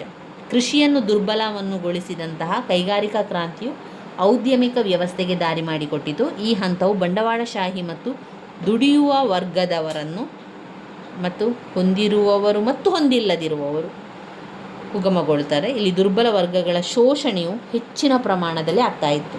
ಇನ್ನು 5ನೇದು ಆಧುನಿಕ ಸಮತಾವಾದದ ಸಮಾಜ. ಈ ಒಂದು ಸಮಾಜದಲ್ಲಿ ಶೋಷಣೆ ಕೊನೆಗಾಣಿಸಲಿಕ್ಕೆ ಕಾರ್ಲ್ ಮಾರ್ಕ್ಸ್ ನೀಡಿರುವಂತಹ ಸಲಹೆ ಎಂದರೆ ಖಾಸಗಿ ಒಡೆತನವನ್ನು ರದ್ದುಗೊಳಿಸುವಂಥದ್ದು. ಖಾಸಗಿ ಒಡೆತನವನ್ನು ರದ್ದುಗೊಳಿಸಿದರೆ ಶೋಷಣೆ ಕಡಿಮೆ ಆಗ್ತದೆ ಅಂತ ಹೇಳುವಂಥದ್ದು. ಜನರ ನಿಯಂತ್ರಣಕ್ಕೆ ಉತ್ಪಾದನಾ ವಿಧಾನಗಳನ್ನು ವರ್ಗಾಯಿಸುವುದು. ಇದು ಸಮತಾವಾದದ ತತ್ವವಾಗಿದ್ದು ಇದು ವರ್ಗ ವ್ಯವಸ್ಥೆಯನ್ನು ಕೊನೆಗಾಣಿಸ್ತದೆ. ಆದ್ದರಿಂದ ಸಮಾಜ ಎಲ್ಲ ವರ್ಗಗಳಿಗೂ ಅನುಕೂಲ ಮಾಡುವ ಮತ್ತು ಯಾವಾಗಲೂ ವರ್ಗ ವ್ಯವಸ್ಥೆ ಇಲ್ಲದಂತೆ ನಾಶ ಮಾಡುವ ಕಾರ್ಮಿಕರ ಕ್ರಾಂತಿಯು ಮಹಾಕ್ರಾಂತಿಯಾಗಿದೆ ಎಂದು ಅಭಿಪ್ರಾಯಪಡ್ತಾರೆ. ಇವುಗಳು ಕಾರ್ಲ್ ಮಾರ್ಕ್ಸ್ ರವರ ಒಂದು ವಿಚಾರದಲ್ಲಿ ಬರ್ತದೆ. ಸ್ವಲ್ಪ ವಿಚಾರ ನಿಮಗೆ ಗೊತ್ತಿದ್ರೆ ಆಯಿತು. ಅವರು ಹೇಳಿರುವಂಥ ಸಿದ್ಧಾಂತಗಳಲ್ಲಿ ಪಾಯಿಂಟ್ಸ್ಗಳಿರುವುದನ್ನು ಕಲ್ತರೆ ಆಯಿತು. ನಂತರ ಅದನ್ನೇ ಸ್ವಲ್ಪ ವಿವರಿಸ್ತಾ ಹೋಗಿ. ಮ್ಯಾಕ್ಸ್ ವೆಬ್ಬರ್ ಸಮಾಜಶಾಸ್ತ್ರಜ್ಞರು. ಅವರು ಜರ್ಮನ್ನ ಸಮಾಜಶಾಸ್ತ್ರಜ್ಞರು. ತುಂಬಾ ಕೊಡುಗೆಯನ್ನು ನೀಡಿದ್ದಾರೆ. ಕಾರಣಾತ್ಮಕ ವಿವರಣೆ ಮತ್ತು ಅದರ ಪಥ, ಅದರ ಪರಿಣಾಮ ಏನು, ಸಾಮಾಜಿಕ ಕ್ರಿಯೆ, ನಿರೂಪಣಾತ್ಮಕ, ಅದೆಲ್ಲ ಕೂಡ ಮ್ಯಾಕ್ಸ್ ವೆಬ್ಬರ್ ಅವರು ಕೊಟ್ಟಿರುವಂಥದ್ದು. ಸಾಮಾಜಿಕ ಕ್ರಿಯೆಯ 4 ಬಗೆಗಳನ್ನು ಅವರು ಹೇಳ್ತಾ ಇದ್ದಾರೆ. ಸಾಂಪ್ರದಾಯಿಕ ಅಧಿಕಾರ, ಭಾವನಾತ್ಮಕ ಕ್ರಿಯೆ, ಮೌಲ್ಯಾಧಾರಿತ ಕ್ರಿಯೆ, ಗುರಿ ನಿರ್ಧರಿತ ಕ್ರಿಯೆ ಎನ್ನುವಂಥದ್ದು. ಸಾಂಪ್ರದಾಯಿಕ ಅಧಿಕಾರವು ಪಾರಂಪರಾಗತವಾಗಿ ಬಂದಿರುವ ನಿಯಮಗಳು, ಪದ್ಧತಿಗಳು, ಲೋಕರೂಢಿಗಳು ಮತ್ತು ಸಂಪ್ರದಾಯಗಳ ಪ್ರಕಾರವಾಗಿ ಸಾಂಪ್ರದಾಯಿಕ ಸಾಮಾಜಿಕ ಕ್ರಿಯೆಗಳನ್ನು ನಿರ್ವಹಿಸಿದೆ. ಭಾವನಾತ್ಮಕ ಕ್ರಿಯೆ ಅಂತ ಹೇಳಿದರೆ ಸಂತೋಷ, ಈರ್ಷೆ, ಕೋಪ, ಪ್ರಬಲ ಭಾವನೆಗಳು ಭಾವನಾತ್ಮಕ ಸಾಮಾಜಿಕ ಕ್ರಿಯೆಯನ್ನು ಪ್ರಭಾವಿಸ್ತದೆ. ಇನ್ನು 3 ಮೌಲ್ಯಾಧಾರಿತ ಕ್ರಿಯೆ. ದೇಶಭಕ್ತಿಯ ಸ್ಫೂರ್ತಿ, ತ್ಯಾಗ, ಕ್ಷೇಮಾಭಿವೃದ್ಧಿಯಂಥ ಕೆಲವು ಮೌಲ್ಯಗಳ ಈಡೇರಿಕೆಗಾಗಿ ಮೌಲ್ಯ ದೃಷ್ಟಿಕೋನವುಳ್ಳ ಸಾಮಾಜಿಕ ಕ್ರಿಯೆಯನ್ನು ನೆರವೇರಿಸುತ್ತದೆ. 4ನೇದು ಗುರಿ ನಿರ್ಧರಿತ ಕ್ರಿಯೆ. ಗುರಿ ನಿರ್ಧರಿತ ಕ್ರಿಯೆ ಎನ್ನುವಂಥದ್ದು ಗುರಿ ದೃಷ್ಟಿಕೋನವುಳ್ಳ ಸಾಮಾಜಿಕ ಕ್ರಿಯೆಯು ಒಂದು ಕ್ರಿಯೆಯಾಗಿರುವಂಥದ್ದು. ಒಬ್ಬರ ಹೃದಯದಲ್ಲಿ ಹುದುಗಿರುವ ಗುರಿಯನ್ನು ಈಡೇರಿಸುವಂತಹ ಪೂರ್ವ ಯೋಜನೆಯಾಗಿದೆ. 4 ಭಾಗಗಳಾಗಿರುವ ಸಾಮಾಜಿಕ ಕ್ರಿಯೆಯು ಸಮಾಜದಲ್ಲಿ ಸಂಭವಿಸುವ ಕ್ರಿಯೆಗಳ ವಿವಿಧ ಬಗೆಗಳನ್ನು ಅದು ವಿವರಿಸಲು ನಮಗೇನು ಮಾಡ್ತದೆ, ಸಹಾಯವನ್ನು ಮಾಡುತ್ತದೆ. ಮ್ಯಾಕ್ಸ್ ವೆಬ್ಬರ್ ಅವರು ಮುಖ್ಯವಾಗಿ ನೌಕರಶಾಹಿತ್ವ ಮಹತ್ವದ ಕೊಡುಗೆ, ನೌಕರಶಾಹಿತ್ವ ಎನ್ನುವಂಥದ್ದು ಅವರು ಕೊಟ್ಟಿರುವಂತಹ ಮಹತ್ವರವಾದ ಕೊಡುಗೆಯಾಗಿದೆ. ಇಲ್ಲಿ ವ್ಯಕ್ತಿಗಳಿಗೆ ನಿರ್ದಿಷ್ಟವಾಗಿ ವ್ಯಾಖ್ಯಾನಿಸಲಾಗಿರುವ ಹೊಣೆಗಾರಿಕೆಗಳು, ಸಂಘಟನೆಯಲ್ಲಿ ಅವೈಯಕ್ತಿಕವಾಗಿ ಕಾರ್ಯನಿರ್ವಹಣೆಯ ಫಲವಾಗಿ ವೇತನ ಪಡೆಯುವಿಕೆ, ನಿಗದಿಗೊಳಿಸಲಾಗಿರುವ ಅರ್ಹತೆಗಳಿಗೆ ಅನುಗುಣವಾಗಿ ನೇಮಕ ಮಾಡಿಕೊಳ್ಳುವಿಕೆ, ನಿರ್ದಿಷ್ಟ ಅವಧಿ ಹುದ್ದೆಗೆ ನೇಮಕಗಳನ್ನು ಮಾಡಿಕೊಳ್ಳುವ ಲಕ್ಷಣವನ್ನು ಹೊಂದಿರುವ ಶ್ರೇಣೀಕೃತ ವ್ಯವಸ್ಥೆ ನೌಕರಶಾಹಿತ್ವವಾಗಿದೆ. ದತ್ತಾಧಿಕಾರದ ಪ್ರಾಮುಖ್ಯತೆ ಬಗ್ಗೆ ಮ್ಯಾಕ್ಸ್ ವೆಬ್ಬರ್ ನಮ್ಮ ಜ್ಞಾನಕ್ಕೆ ಕೊಡುಗೆಯನ್ನು ನೀಡಿದ್ದಾರೆ. ದತ್ತಾಧಿಕಾರದ ಅಧಿಕಾರಕ್ಕೆ ಸಂಬಂಧಿಸಿದಂತೆ ಒಂದು ಸಾಂಪ್ರದಾಯಿಕ ದತ್ತಾಧಿಕಾರ, ಮತ್ತೊಂದು ವೈಚಾರಿಕ ದತ್ತಾಧಿಕಾರ. ಸಾಂಪ್ರದಾಯಿಕ ದತ್ತಾಧಿಕಾರ, ವೈಚಾರಿಕ ದತ್ತಾಧಿಕಾರ ಮತ್ತು ಸೃಜನಶೀಲ ದತ್ತಾಧಿಕಾರ. ಸಾಂಪ್ರದಾಯಿಕ ದತ್ತಾಧಿಕಾರ ಅಂದರೆ ಏನು? ಸಾಂಪ್ರದಾಯಿಕ ದತ್ತಾಧಿಕಾರ ಎನ್ನುವಂಥದ್ದು ಸಂಪ್ರದಾಯ ಶಕ್ತಿಯ ಮೂಲಕ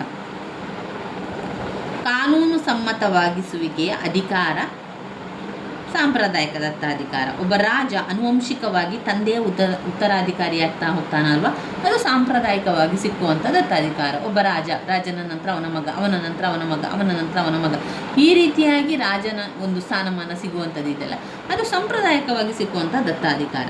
ವೈಚಾರಿಕ ದತ್ತಾಧಿಕಾರ ಎನ್ನುವಂಥದ್ದು ಒಬ್ಬ ವ್ಯಕ್ತಿಯು ಹೊಂದಿರುವ ಕಸುಬಿನ ಮೇಲೆ ಅವನಿಗೆ ಸಿಗುವಂತಹ ದತ್ತಾಧಿಕಾರ ವೈಚಾರಿಕ ದತ್ತಾಧಿಕಾರ. ಅಂದರೆ ಒಂದು ಅಧಿಕಾರಿಯು ಹುದ್ದೆಯಲ್ಲಿ ಇರುವವರಿಗೆ ತನ್ನ ಅಧಿಕಾರವನ್ನು ಚಲಾಯಿಸಬಹುದು. ಹುದ್ದೆಯ ಅವಧಿ ಮುಗಿದ ನಂತರ ತನ್ನ ದತ್ತಾಧಿಕಾರವನ್ನು ಮತ್ತೊಬ್ಬರಿಗೆ ಕೊಡುವಂಥದ್ದು. ಸೃಜನಶೀಲ ದತ್ತಾಧಿಕಾರ ಅಂತ ಹೇಳಿದರೆ, ಸೃಜನಶೀಲ ನಾಯಕತ್ವವನ್ನು ಕೆಲವು ಬಗೆಗಳ ವ್ಯಕ್ತಿಗಳು ಚಲಾಯಿಸಬಹುದು. ವ್ಯಕ್ತಿಗಳು ಹೊಂದಿರುವ ಬಲಯುತವಾದ ವ್ಯಕ್ತಿತ್ವ, ಕೌಶಲ್ಯ, ವೈಯಕ್ತಿಕ ಆಕರ್ಷಣೆ, ನಾಯಕತ್ವದ ಗುಣಲಕ್ಷಣಗಳಿಂದಾಗಿ ಸೃಜನಶೀಲ ಅಧಿಕಾರವನ್ನು ಚಲಾಯಿಸಬಲ್ಲರು. ಉದಾಹರಣೆಗೆ ಗಾಂಧೀಜಿ, ನೆಪೋಲಿಯನ್ ಮುಂತಾದವರು ಅಂತ ಇಲ್ಲಿ ಉದಾಹರಣೆಯನ್ನು ಕೂಡ ಕೊಡ್ತಾ ಇದ್ದಾರೆ. ಇವಿಷ್ಟು ನಮಗೆ ಮೂಲ ಪುರುಷರು ಏನೆನ್ನುತ್ತಾರೆ ಎನ್ನುವಂಥ ವಿಚಾರ ಗೊತ್ತಾಯಿತು. ಇನ್ನು ಬರುವಂತಹ ಮುಖ್ಯವಾದ ಪಾಠ ಯಾವುದಿದೆ? ವಿಜ್ಞಾನದ ಗುಣಲಕ್ಷಣಗಳು.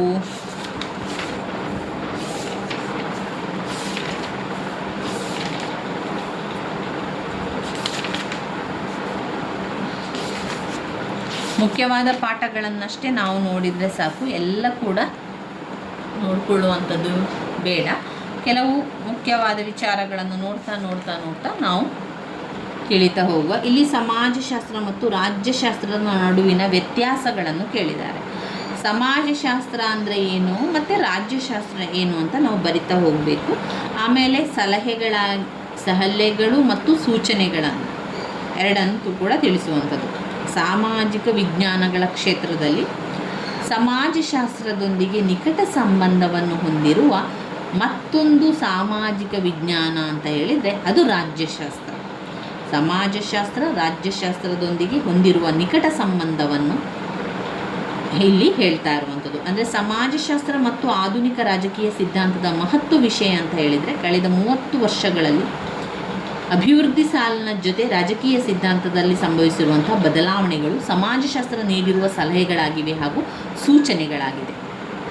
ಮಾರಿಸ್ ಗಿನ್ಸ್ಬರ್ಗ್ ರವರ ಪ್ರಕಾರ ಐತಿಹಾಸಿಕವಾಗಿ ರಾಜಕೀಯದಲ್ಲಿ ಮತ್ತು ಇತಿಹಾಸದ ತತ್ವದಲ್ಲಿ ಸಮಾಜಶಾಸ್ತ್ರ ತನ್ನ ಪ್ರಮುಖ ಬೇರುಗಳನ್ನು ಹೊಂದಿದೆ.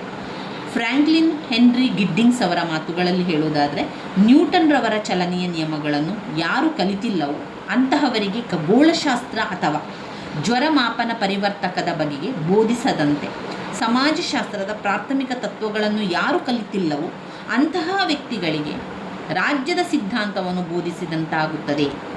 ರಾಜ್ಯಶಾಸ್ತ್ರ ಮತ್ತು ಸಮಾಜಶಾಸ್ತ್ರಗಳೆರಡು ಒಂದೇ ಆಕೃತಿಯ 2 ಮುಖಗಳು ಅಥವಾ ಅಂಶಗಳೆಂದು G.E.G. ಕ್ಯಾಟಲಿನ್ ಗಮನಿಸಿದ್ದಾರೆ. ನಿರ್ದಿಷ್ಟ ಬರಹಗಾರನೊಬ್ಬನನ್ನು ಸಮಾಜಶಾಸ್ತ್ರಜ್ಞ, ರಾಜಕೀಯ ಸಿದ್ಧಾಂತ ಅಥವಾ ತತ್ವಜ್ಞಾನಿ ಎಂದು ಪರಿಗಣಿಸಬೇಕೇ ಎಂಬುದನ್ನು ನಿರ್ಧರಿಸಲು ಕೆಲವೊಮ್ಮೆ ಕಷ್ಟವಾಗುತ್ತದೆ ಎಂಬುದನ್ನು ಒಪ್ಪಿಕೊಳ್ಳಲೇಬೇಕು ಅಂತ F.G. ವಿಲ್ಸನ್ ಅಭಿಪ್ರಾಯ ಕೂಡ ಪಡ್ತಾರೆ. ಸಾಮಾಜಿಕ ವಿಜ್ಞಾನದ ಶಾಖೆಯಾಗಿರುವ ರಾಜ್ಯಶಾಸ್ತ್ರ ಮಾನವ ಸಮಾಜದ ಸಂಘಟನೆ, ಸರಕಾರದ ತತ್ವದೊಂದಿಗೆ ಅವರು ವ್ಯವಹಾರವನ್ನು ಕೂಡ ಮಾಡ್ತದೆ. ಇನ್ನೊಂದು ಮಾತಿನಲ್ಲಿ ಹೇಳುವುದಾದರೆ, ರಾಜ್ಯದ ಪರಮಾಧಿಕಾರದ ಅಡಿಯಲ್ಲಿ ಸಂಘಟನೆಗೊಂಡಿರುವ ಸಾಮಾಜಿಕ ಸಮೂಹಗಳ ಜೊತೆಗೆ ರಾಜ್ಯಶಾಸ್ತ್ರವು ವ್ಯವಹಾರವನ್ನು ಮಾಡ್ತದೆ.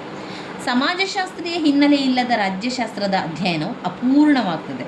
ಅಂದರೆ ಒಟ್ಟಿನಲ್ಲಿ ರಾಜ್ಯಶಾಸ್ತ್ರದಲ್ಲಿ ಸಮಾಜಶಾಸ್ತ್ರ, ಸಮಾಜಶಾಸ್ತ್ರದಲ್ಲಿ ರಾಜ್ಯಶಾಸ್ತ್ರ, ಸಮಾಜಶಾಸ್ತ್ರೀಯ ಹಿನ್ನೆಲೆ ಇಲ್ಲದೆ ರಾಜ್ಯಶಾಸ್ತ್ರದ ಅಧ್ಯಯನ ಇಲ್ಲ, ಅದು ಅಪೂರ್ಣ ಆಗ್ತದೆ ಎನ್ನುವಂಥದ್ದು. ಸರಕಾರದ ಪ್ರಕಾರಗಳು, ಸರಕಾರದ ಅಂಗಸಂಸ್ಥೆಗಳ ಸ್ವರೂಪ, ರಾಜ್ಯ ಚಟುವಟಿಕೆಗಳು, ಕಾನೂನು ಮತ್ತು ಕ್ಷೇತ್ರ ಇವುಗಳು ಸಾಮಾಜಿಕ ಪ್ರಕ್ರಿಯೆಯನ್ನು ನಿರ್ಧರಿಸಲ್ಪಡ್ತದೆ. ವಾಸ್ತವವಾಗಿ ನೋಡುವುದಾದರೆ ರಾಜ್ಯಶಾಸ್ತ್ರವು ಸಮಸ್ಯೆಗಳನ್ನು ಅರ್ಥ ಮಾಡಿಕೊಳ್ಳಲು ಸಮಾಜಶಾಸ್ತ್ರದ ಜ್ಞಾನ ಅತ್ಯವಶ್ಯಕ. ಏಕೆಂದರೆ ರಾಜಕೀಯ ಸಮಸ್ಯೆಗಳು ಕೂಡ ಸಾಮಾಜಿಕ ಅಂಶವನ್ನು ಹೊಂದಿದೆ.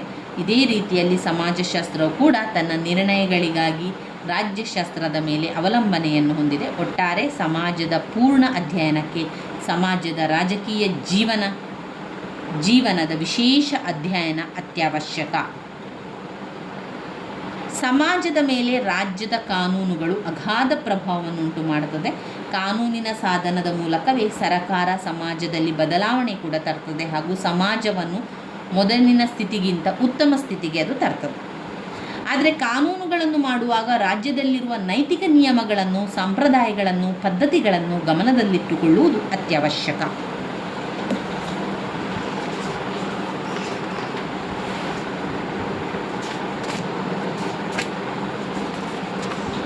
ಇನ್ನು ಇದರಲ್ಲಿ ಯಾವ ವಿಚಾರವನ್ನು ನೋಡ್ಕೊಳ್ಬೋದು? ಇನ್ನು ಬರುವಂಥದ್ದು ಬ್ಲಾಕ್ 2. ಬ್ಲಾಕ್ 1ರಲ್ಲಿ ಇವಿಷ್ಟು ವಿಚಾರಗಳನ್ನು ತಿಳ್ಕೊಳ್ಳಿ. ಬ್ಲಾಕ್ 1ರಲ್ಲಿ ನಾವು ಮುಖ್ಯವಾಗಿ ಓದಬೇಕಾಗಿರುವಂಥದ್ದು ಘಟಕ 1. ಅದರಲ್ಲಿ ಸಮಾಜಶಾಸ್ತ್ರದ ಅರ್ಥ, ವ್ಯಾಖ್ಯೆ, ವ್ಯಾಪ್ತಿ, ವಸ್ತು, ವಿಷಯ, ಪ್ರಾಮುಖ್ಯತೆ ಇದೆ. ಅದಾದ ನಂತರ ಸಮಾಜಶಾಸ್ತ್ರ ಉಗಮ ಬೆಳವಣಿಗೆ ಇದೆ. ಅದಾದ ಮೇಲೆ ಮೂಲ ಪುರುಷರು, ಅಗಸ್ಟ್ ಕಾಮ್ಟರ್ ಇರ್ಬೋದು, ಎಮಿಲೆ ಡರ್ಕಿಮ್, ಇವರೆಲ್ಲರ ಬಗ್ಗೆ ಕೂಡ ನೀವು ಓದ್ಕೊಳ್ಬೇಕು. ಈ ಬ್ಲಾಕ್ 1ರಲ್ಲಿ ಮುಖ್ಯವಾಗಿರುವಂಥ ಭಾಗವೇ ಇದಾಗಿರೋದ್ರಿಂದ ನಾವು ಅದನ್ನಷ್ಟನ್ನೇ ಓದ್ಕೊಂಡ್ರೆ ಸಾಕು. ಇನ್ನು ಬರುವಂಥದ್ದು ಬ್ಲಾಕ್ 2. ಬ್ಲಾಕ್ 2ರಲ್ಲಿ ಯಾವುದೆಲ್ಲ ಮುಖ್ಯವಾದವುಗಳಿದೆ ಎನ್ನುವಂಥದ್ದು ನೋಡೋದಾದರೆ, ಮೊದಲಿಗೆ ನಾವು ನೋಡಬೇಕಾಗಿರುವಂಥದ್ದು ಸಮುದಾಯ. ಸಮುದಾಯ ತುಂಬಾ ಮುಖ್ಯವಾಗಿರುವಂತಹ ಒಂದು ವಿಷಯ ಆಗಿದೆ.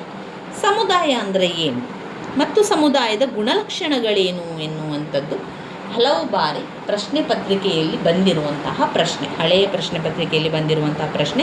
ಸಮುದಾಯ ಎಂದರೇನು, ಸಮುದಾಯದ ಗುಣಲಕ್ಷಣಗಳೇನು ಅಂತ ಕೇಳಿದ್ದಾರೆ. ಅಂದರೆ ಸಮುದಾಯ ಅಂದರೆ ಏನು? ಸಮುದಾಯ ಅಂತ ಹೇಳಿದರೆ ಒಂದು ಗುಂಪು ಅಂತ ಹೇಳ್ಬೋದು.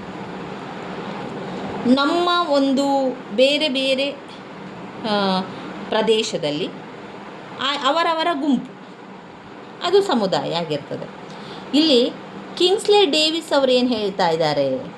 ಸಾಮಾಜಿಕ ಜೀವನದ ಎಲ್ಲ ಅಂಶಗಳನ್ನೊಳಗೊಂಡ ಅತೀ ಸಣ್ಣದಾದ ಪ್ರಾದೇಶಿಕ ಗುಂಪಿಗೆ ಸಮುದಾಯವೆನ್ನಬಹುದು ಅಂತ ಕಿಂಗ್ಸ್ಲೆ ಡೇವಿಸ್ ಅವರು ಹೇಳುವಂಥದ್ದು. ಅಂದರೆ ವ್ಯಾಖ್ಯೆಯನ್ನು ಕೊಡ್ತಾ ಇದ್ದಾರೆ ಅವರು. ಸಮುದಾಯ ಅಂದರೆ ಅದು ಅಂತ. ಒಟ್ಟಾರೆ ಸಮುದಾಯ ಎನ್ನುವಂಥದ್ದು ಒಂದು ಪ್ರದೇಶ, ಒಂದು ಗ್ರಾಮ, ಒಂದು ಪಟ್ಟಣ, ಜಿಲ್ಲೆ ಎಲ್ಲದರಲ್ಲಿ ನಾವು ನೋಡಿದರೆ ಒಂದು ಭೂಪ್ರದೇಶದ ಸದಸ್ಯರುಗಳ ಇಡೀ ಜೀವನವು ಅಲ್ಲಿ ಒಳಗೊಂಡಿರ್ತದೆ. ಅವರು ಈ ಸಮುದಾಯದವರು, ಇವರು ಈ ಸಮುದಾಯದವರು ಅಂತ ನಾವು ಹೇಳುವುದನ್ನು ನೀವು ಕೇಳಿರ್ಬೋದು. ಅವರು ಆ ಸಮುದಾಯದಲ್ಲಿ ಹುಟ್ಟಿದ್ದಾರೆ, ಅವರು ಈ ಸಮುದಾಯದಲ್ಲಿ ಹುಟ್ಟಿದ್ದಾರೆ.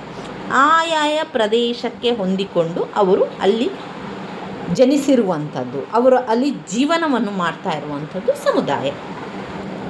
ಆ ಸಮುದಾಯದ ಗುಣಲಕ್ಷಣಗಳಲ್ಲಿ ಪಾಯಿಂಟ್ಸ್ಗಳಿದೆ. ಒಂದು ಪ್ರಾದೇಶಿಕತೆ, ಸಾದೃಶ್ಯ, ನಿರ್ದಿಷ್ಟ ಹೆಸರು, ಸಮುದಾಯ ಪ್ರಜ್ಞೆ. ಒಟ್ಟು 4 ಪಾಯಿಂಟ್ಸ್ಗಳಿದೆ ಸಮುದಾಯದ ಗುಣಲಕ್ಷಣಗಳಲ್ಲಿ. ಒಂದು ಪ್ರಾದೇಶಿಕತೆ, ಸಾದೃಶ್ಯ, ನಿರ್ದಿಷ್ಟ ಹೆಸರು, ಸಮುದಾಯ ಪ್ರಜ್ಞೆ. ಪ್ರಾದೇಶಿಕತೆ ಅಂದರೆ ಏನು? ಒಂದು ಸಮುದಾಯ ಅಂತ ಬಂದಾಗ ಅಲ್ಲಿ ಒಂದು ಪ್ರದೇಶ ಇರಲೇಬೇಕಲ್ವ, ಅದು ಭೂಪ್ರದೇಶ ಇರುವಂಥದ್ದು. ಎಷ್ಟೋ ಇತಿಹಾಸದ ಮೊದಲು ಜನರು, ಅವರಿಗೆ ಪ್ರದೇಶ ಅಂತ ಇರಲಿಲ್ಲ. ಒಂದು ಪ್ರದೇಶದಿಂದ ಇನ್ನೊಂದು ಪ್ರದೇಶಕ್ಕೆ ಹೋಗ್ತಾನೇ ಇದ್ದರು. ಅವರಿಗೆ ಸಮುದಾಯ ಅಂತ ಇರಲಿಲ್ಲ. ಅವರು ಅಲೆಮಾರಿ ಜನಗಳಾಗಿದ್ದರು, ಅಲೆಮಾರಿ ಸಮುದಾಯ ಇತ್ತು. ಆವಾಗ ಒಂದೇ ಕಡೆಯಲ್ಲಿ ನೆಲೆಸ್ತಾ ಇರಲಿಲ್ಲ. ಆದರೆ ಅವರದ್ದು ಏನಾಗಿತ್ತು ಅಂದರೆ ಅಲೆಮಾರಿ ಸಮುದಾಯ. ಈಗ ಏನಾಗಿದೆ, ಎಲ್ಲರೂ ಕೂಡ ಒಂದು ಭೂಪ್ರದೇಶದಲ್ಲಿ ನಿಂತುಕೊಂಡು ಅಲ್ಲೇ ನಿಂತು ಅಲ್ಲೇ ವಾಸ ಮಾಡ್ತಾ ಇದ್ದಾರೆ. ಅಲ್ಲೇ ಮನೆಗಳನ್ನು ಕಟ್ಟಿ ಅಲ್ಲಿ ಕೃಷಿ ಉತ್ಪನ್ನಗಳನ್ನು ಮಾಡುವಂಥದ್ದು ಅಥವಾ ಬೇರೆ ಬೇರೆ ಕೆಲಸಗಳನ್ನು ಮಾಡುವಂಥದ್ದನ್ನು ಮಾಡಿಕೊಂಡು ಇರುವಂಥದ್ದು. ಸಾದೃಶ ಅಂತ ಸಾದೃಶ ಅಂದರೆ ಏನು?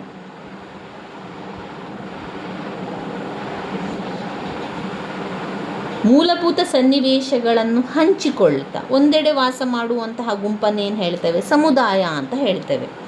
ಸಮುದಾಯದ ಶಾಶ್ವತ ಗುಣಲಕ್ಷಣ ಅಂತ ಹೇಳಿದರೆ ಅದು ಸಾದೃಶ್ಯ, ದೃಶ್ಯ, ಒಂದೇ ತೆರನಾದ ಭಾಷೆಗಳನ್ನು ಪ್ರದರ್ಶಿಸುವ ಪದ್ಧತಿ. ಒಂದೇ ಕಡೆ ಕಾಣುವಂಥವರು, ಒಂದೇ ಕಡೆ ಇರುವಂಥವರು, ಅಲ್ಲೇ ದೃಶ್ಯ ಅವರನ್ನು ಕಾಣುವಂಥದ್ದು. ಸಂಪ್ರದಾಯಗಳು ಗುಂಪಿನ ಸದಸ್ಯತ್ವವನ್ನು ಹೊಂದಿದ್ದು ಸಾಮಾನ್ಯ ಜೀವನದ ಜೊತೆಗೆ ಒಬ್ಬರಿಗೊಬ್ಬರು ಹಕ್ಕುಗಳು ಮತ್ತು ಹೊಣೆಗಾರಿಕೆಯನ್ನು ವಿನಿಮಯ ಮಾಡಿಕೊಂಡು ಸಾಮಾನ್ಯ ಬಂಧುತ್ವದ ಪ್ರಜ್ಞೆಯನ್ನು ಹೊಂದಿರುವುದು ಸಮುದಾಯದ ಅಗತ್ಯ ಲಕ್ಷಣಗಳು.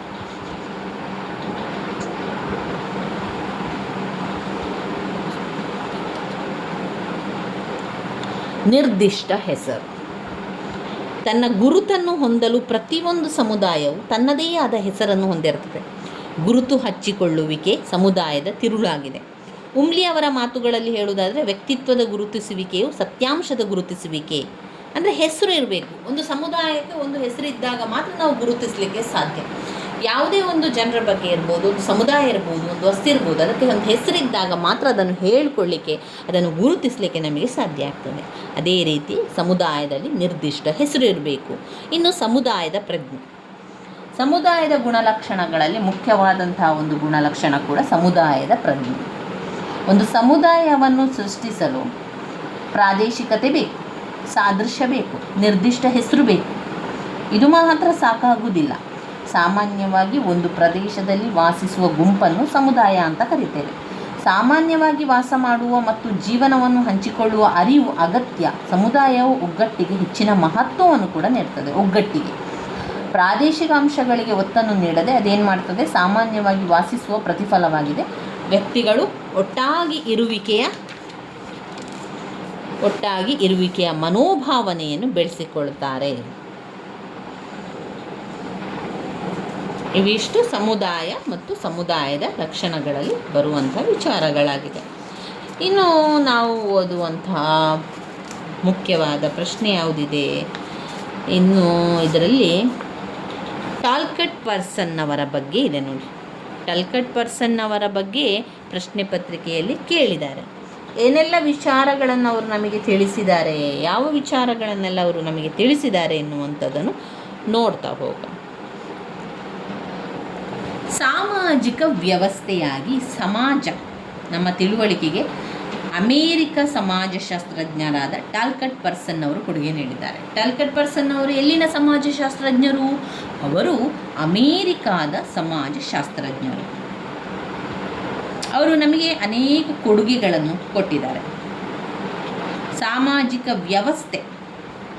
ಸಾಮಾಜಿಕ ವ್ಯವಸ್ಥೆಯು ಕ್ರಿಯೆಯ ವ್ಯವಸ್ಥೆಯಾಗಿಯೂ ಕೂಡ ಆಗಿದೆ. ಆದ್ದರಿಂದ ಸಾಮಾಜಿಕ ವ್ಯವಸ್ಥೆ ಒಳಗೊಂಡಿರುವಂಥದ್ದು ಸಾಂಘಿಕವಾಗಿ ಸಂಘಟನೆಗೊಂಡಿರುವಂತಹ ಒಬ್ಬರು ಅಥವಾ ಹೆಚ್ಚಿನ ಪಾತ್ರಧಾರಿಗಳು ಒಡನಾಟದ ಪ್ರಕ್ರಿಯೆ.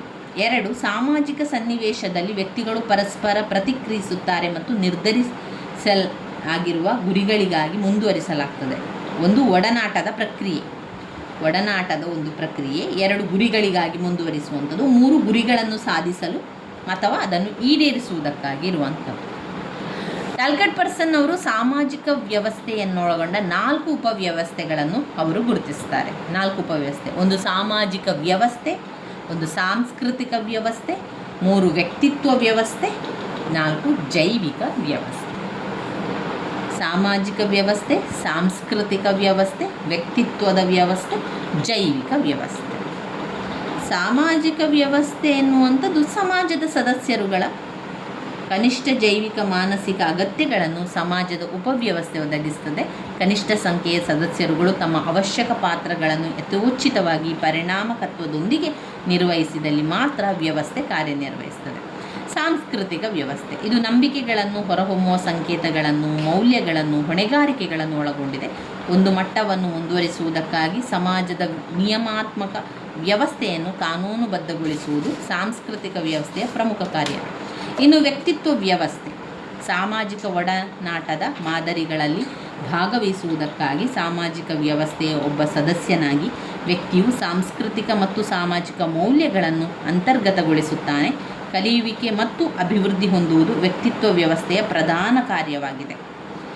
ಜೈವಿಕ ವ್ಯವಸ್ಥೆ ವ್ಯಕ್ತಿಯ ನಡವಳಿಕೆಯಾತ್ಮಕ ಅಂಶಕ್ಕೆ ಮತ್ತು ಉತ್ಪತ್ತಿ ಮೂಲದ ರಚನೆಯೊಂದಕ್ಕೆ ಒಳಗಾಗದೆ ಬದಲಿಗೆ ನಡವಳಿಕೆಯ ಪರ್ಯಾಯ ಮಾದರಿಗಳ ಬಳಕೆಗೆ ಈ ವ್ಯವಸ್ಥೆ ಸಂಬಂಧಿಸಿದೆ. ಇಲ್ಲಿ ಟಾಲ್ಕಟ್ ಪರ್ಸನ್ ಅವರ ಮತ್ತಷ್ಟು ಪ್ರಯತ್ನಗಳಲ್ಲಿ ಒಂದು ಸಾಮಾಜಿಕ ವ್ಯವಸ್ಥೆ ಸಾಮಾಜಿಕ ವ್ಯವಸ್ಥೆಯಲ್ಲಿ ಏನು ಹೇಳ್ತಾ ಇದ್ದಾರೆ? ವ್ಯಕ್ತಿಗಳ ಐಕ್ಯತೆ, ಸಾಂಘಿಕತೆ ಅಥವಾ ಸಮೂಹ ಜೀವನ. ಸಾಂಸ್ಕೃತಿಕ ವ್ಯವಸ್ಥೆಯಲ್ಲಿ ಏನು ಹೇಳ್ತಾ ಇದ್ದಾರೆ? ಮಾದರಿ ಸಲಹುವಿಕೆ ಮತ್ತು ಬಿಗು ವ್ಯವಸ್ಥಾಪಕ ನಿರ್ವಹಣೆ, ಅದು ಸಂಸ್ಕೃತಿಯ ಬಗ್ಗೆ ಹೇಳುವಂಥದ್ದು. ವ್ಯಕ್ತಿತ್ವದ ವ್ಯವಸ್ಥೆ ಅಂದರೆ ಗುರಿ ಸಾಧನೆಯ ಬಗ್ಗೆ ಹೇಳುವಂಥದ್ದು ವ್ಯಕ್ತಿತ್ವ ವ್ಯವಸ್ಥೆ. ಜೈವಿಕ ವ್ಯವಸ್ಥೆ ಹೊಂದಾಣಿಕೆ, ಜೈವಿಕ ವ್ಯವಸ್ಥೆಯಲ್ಲಿ ಹೊಂದಾಣಿಕೆಯ ಬಗ್ಗೆ ಹೇಳಿದ್ದಾರೆ.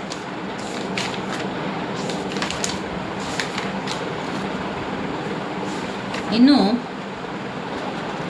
ಸಾಮಾಜಿಕ ಗುಂಪಿದೆ. ಸಾಮಾಜಿಕ ಗುಂಪುಗಳಲ್ಲಿ ಸಾಮಾಜಿಕ ಗುಂಪಿನ ಗುಣಲಕ್ಷಣಗಳನ್ನು ನೋಡಿಕೊಳ್ಳುವ, ಆಮೇಲೆ ಸಾಮಾಜಿಕ ಗುಂಪುಗಳ ಕಾರ್ಯಗಳ ಬಗ್ಗೆ ಕೂಡ ನೋಡಿಕೊಳ್ಳುವ. ಸಾಮಾಜಿಕ ಗುಂಪುಗಳ ಕಾರ್ಯ 5 ಅಂಕಕ್ಕೂ ಕೂಡ ಕೇಳಿದ್ದಾರೆ, 10 ಅಂಕಕ್ಕೂ ಕೂಡ ಕೇಳಿರುವಂತಹ ಪ್ರಶ್ನೆ. ಸಾಮಾಜಿಕ ಗುಂಪಿನ ಗುಣಲಕ್ಷಣಗಳೇನು? 1. ವ್ಯಕ್ತಿಗಳ ಸಂಖ್ಯೆ, ಸದಸ್ಯತ್ವದ ಪ್ರಜ್ಞೆ, ಸಂಘಟಿತ ರಚನೆ, ಸಾಮಾಜಿಕ ಅಂತಕ್ರಿಯೆ, ಸಂಬಂಧಿಸಲ್ಪಟ್ಟಿರುವ ಭಾವನೆ, ಸಾಮಾನ್ಯ ಗುರಿ ಮತ್ತು ಆಸಕ್ತಿ, ಗುಂಪಿನ ನಿಯಮಗಳು, ಹೆಚ್ಚು ಸ್ಥಿರತೆಯ ಲಕ್ಷಣ, ಹೆಸರು, ಸಾಂಸ್ಕೃತಿಕ ಸಂಕೇತಗಳು, ಪಾರಸ್ಪರಿಕ ಸಂಬಂಧಗಳು. ಸಾಮಾಜಿಕ ಗುಂಪಿನ ಗುಣಲಕ್ಷಣಗಳು ಇವುಗಳೆಲ್ಲ ಪಾಯಿಂಟ್ಸ್ಗಳು ನಿಮಗೆ ಗೊತ್ತಿದ್ದರೆ ನಂತರ ನಿಮಗೆ ವಿವರಿಸ್ತಾ ಹೋಗಲಿಕ್ಕೆ ಸಾಧ್ಯ ಆಗ್ತದೆ. ಪಾಯಿಂಟ್ಸ್ಗಳು ಮುಖ್ಯವಾಗಿ ಕಲ್ತ್ಕೊಳ್ಳಿ, ಪಾಯಿಂಟ್ಸ್ಗಳನ್ನು ಬಾಯ್ಪಾಠ ಮಾಡಿ ಆದರೂ ಕಲ್ತ್ಕೊಳ್ಳಿ. ಸಾಮಾಜಿಕ ಗುಂಪಿನ ಗುಣಲಕ್ಷಣಗಳಲ್ಲಿ ಮತ್ತೊಮ್ಮೆ ಹೇಳ್ತಾ ಹೋಗ್ತಾನೆ. ವ್ಯಕ್ತಿಗಳ ಸಂಖ್ಯೆ, ಒಂದು ಗುಂಪಿನಲ್ಲಿ ಕನಿಷ್ಠ 2 ವ್ಯಕ್ತಿಗಳಿರಬೇಕು. ಅಂದರೆ ಒಂದು ಸಾಮಾಜಿಕ ಗುಂಪು ಅಂತ ಹೇಳಿದರೆ ಅದರಲ್ಲಿ 2 ವ್ಯಕ್ತಿಗಳಿರಬೇಕು, ಅದು ವ್ಯಕ್ತಿಗಳ ಸಂಖ್ಯೆ. 2. ಸದಸ್ಯತ್ವದ ಪ್ರಜ್ಞೆ, ಪ್ರತಿಯೊಬ್ಬ ವ್ಯಕ್ತಿಯು ಕೂಡ ತನ್ನ ಗುಂಪಿನ ಸದಸ್ಯತ್ವದ ಬಗ್ಗೆ ಪ್ರಜ್ಞೆ ಹೊಂದಿರುತ್ತಾನೆ. 3. ಸಂಘಟಿತ ರಚನೆ, ಪ್ರತಿಯೊಂದು ಗುಂಪು ಕೂಡ ರಾಚನಿಕವಾಗಿ ಸಂಘಟನೆಗೊಂಡಿರುತ್ತದೆ. 4. ಸಾಮಾಜಿಕ ಅಂತರ್ಕ್ರಿಯೆ, ಸದಸ್ಯರ ನಡುವಿನ ಅಂತರ್ಕ್ರಿಯೆಯು ಖಚಿತವಾದ ಅರ್ಥ ಮತ್ತು ಉದ್ದೇಶದಿಂದ ಕೂಡಿರುತ್ತದೆ. ಸಂಬಂಧಿಸಲ್ಪಟ್ಟಿರುವ ಭಾವನೆ, ಗುಂಪಿನಲ್ಲಿ ನಾವು ಎಂಬ ಸಂಬಂಧಿತವಾಗಿರುವ ಭಾವನೆ ಇರುತ್ತದೆ. ಸಾಮಾನ್ಯ ಗುರಿ ಮತ್ತು ಆಸಕ್ತಿಗಳು, ಗುಂಪಿನ ಸದಸ್ಯರು ಸಾಮಾನ್ಯ ಗುರಿಗಳನ್ನು ಹಂಚಿಕೊಂಡಿರುತ್ತಾರೆ ಮತ್ತು ಅದನ್ನು ಸಾಧಿಸಲು ಒಟ್ಟಾಗಿ ಕಾರ್ಯನಿರ್ವಹಿಸುವರು. ಉದಾಹರಣೆಗೆ ಕ್ರಿಕೆಟ್ ಕ್ಲಬ್ನ ಸದಸ್ಯರು ಕ್ರಿಕೆಟ್ ಆಟದ ಒಟ್ಟಾಗಿ ಆಡಿ ಕ್ರೀಡೆಯಲ್ಲಿ ಗೆಲ್ಲಬೇಕೆಂಬ ಗುರಿ ಹೊಂದಿರುತ್ತಾರೆ. ಇನ್ನು ಗುಂಪಿನ ನಿಯಮಗಳು, ಪ್ರತಿಯೊಂದು ಗುಂಪಿಗೂ ಅದರದೇ ಆದ ನಿಯಮಗಳಿರುತ್ತದೆ ಹಾಗೂ ಸದಸ್ಯರೆಲ್ಲರೂ ಅದನ್ನು ಪಾಲಿಸುತ್ತಾರೆಂಬ ನಿರೀಕ್ಷೆ ಕೂಡ ಇರ್ತದೆ. ಹೆಚ್ಚು ಸ್ಥಿರತೆಯ ಲಕ್ಷಣ, ಇತರ ರೀತಿಯ ಜನಸಮೂಹಗಳಿಗೆ ಹೋಲಿಸಿದರೆ ಸಾಮಾಜಿಕ ಗುಂಪು ಹೆಚ್ಚು ಸ್ಥಿರತೆ ಲಕ್ಷಣಗಳನ್ನು ಹೊಂದಿರುತ್ತದೆ. ಹೆಸರು, ಸಾಮಾನ್ಯವಾಗಿ ಪ್ರತಿಯೊಂದು ಗುಂಪು ನಿರ್ದಿಷ್ಟ ಹೆಸರಿನಿಂದ ಸೂಚಿಸಲ್ಪಡುತ್ತದೆ ಅಥವಾ ಗುರುತಿಸಲ್ಪಡುತ್ತದೆ. ಸಾಂಸ್ಕೃತಿಕ ಸಂಕೇತಗಳು, ನಡವಳಿಕೆಯ ನಿರ್ದಿಷ್ಟ ಕಟ್ಟಳೆಗಳು, ಅಂತಕ್ರಿಯೆಯ ನಿರ್ದಿಷ್ಟ ಶೈಲಿಗಳು ಮತ್ತು ಭಾಷೆ ಮತ್ತು ಸಂಪರ್ಕಿಸಲು ಸಂಕೇತಗಳು, ಇವುಗಳು ಪ್ರತಿಯೊಂದು ಗುಂಪನ್ನು ಹೊಂದಿರುತ್ತದೆ. ಪಾರಸ್ಪರಿಕ ಸಂಬಂಧಗಳು, ಗುಂಪಿನ ಸದಸ್ಯರು ಪಾರಸ್ಪರಿಕವಾಗಿ ಸಂಬಂಧಗಳನ್ನು ಹೊಂದಿರುತ್ತಾರೆ. ಉದಾಹರಣೆಗೆ ಒಂದು ಕುಟುಂಬದಲ್ಲಿ ಬಂಧುತ್ವದ ಬಂಧಗಳ ಮೂಲಕ ಎಲ್ಲ ಸದಸ್ಯರು ಪರಸ್ಪರ ಬಂಧಿಗಳಾಗಿರುತ್ತಾರೆ. ಇನ್ನು ಗುಂಪುಗಳ ಕಾರ್ಯಗಳು, ಗುಂಪುಗಳ ಕಾರ್ಯಗಳು ಅಂತ ಬಂದಾಗ ಅವುಗಳ ಪಾಯಿಂಟ್ಸ್ಗಳು. ಗುಂಪುಗಳ ನಿಮಿತ್ತ ಸಾಧಕ ಪಾತ್ರ, ಗುಂಪುಗಳ ನಿಮಿತ್ತ ಸಾಧಕ ಪಾತ್ರ, ಗುಂಪುಗಳಲ್ಲಿನ ಅಭಿವ್ಯಕ್ತತೆ, ಗುಂಪುಗಳಲ್ಲಿನ ಅಭಿವ್ಯಕ್ತತೆ, ಗುಂಪುಗಳ ಪ್ರೋತ್ಸಾಹಕ ಪಾತ್ರ, ಗುಂಪುಗಳ ಪ್ರೋತ್ಸಾಹಕ ಪಾತ್ರ. ಒಂದು ಗುಂಪುಗಳ ನಿಮಿತ್ತ ಸಾಧಕ ಪಾತ್ರ, ಗುಂಪುಗಳಲ್ಲಿನ ಅಭಿವ್ಯಕ್ತತೆ, ಗುಂಪುಗಳ ಪ್ರೋತ್ಸಾಹಕ ಪಾತ್ರ, ಗುಂಪುಗಳ ಪ್ರೋತ್ಸಾಹಕ ಪಾತ್ರ. ಅವಿಷ್ಟು ಅವುಗಳ ಕಾರ್ಯಗಳನ್ನು ಕಾಣ್ಬೋದಷ್ಟೆ.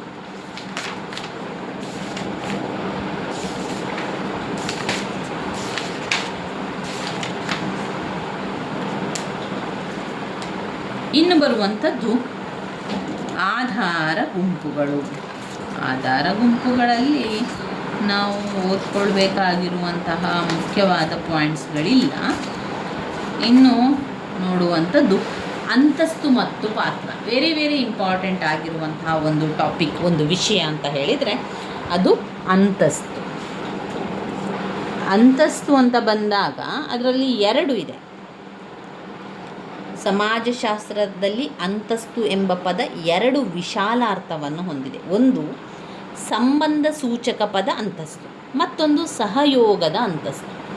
ಒಂದು ಸಂಬಂಧ ಸೂಚಕ ಅಂತಸ್ತು, ಒಂದು ಸಹಯೋಗದ ಅಂತಸ್ತು. ಕಾಲ್ಸಿನ್ ಅವರ ಪ್ರಕಾರ ಅಂತಸ್ತು ಅಂತ ಅವರು ಯಾವ ರೀತಿ ವ್ಯಾಖ್ಯಾನಿಸಿದ್ದಾರೆ ಅಂತ ಹೇಳಿದರೆ, ನಿರ್ದಿಷ್ಟ ನಿರೀಕ್ಷೆಗಳ, ಹಕ್ಕುಗಳ ಮತ್ತು ಕರ್ತವ್ಯಗಳ ಜೊತೆ ಸಂಬಂಧಿತವಾಗಿರುವ ಸಾಮಾಜಿಕ ವ್ಯವಸ್ಥೆಯಲ್ಲಿನ ಯಾವುದೇ ಸ್ಥಿರ ಸ್ಥಾನ.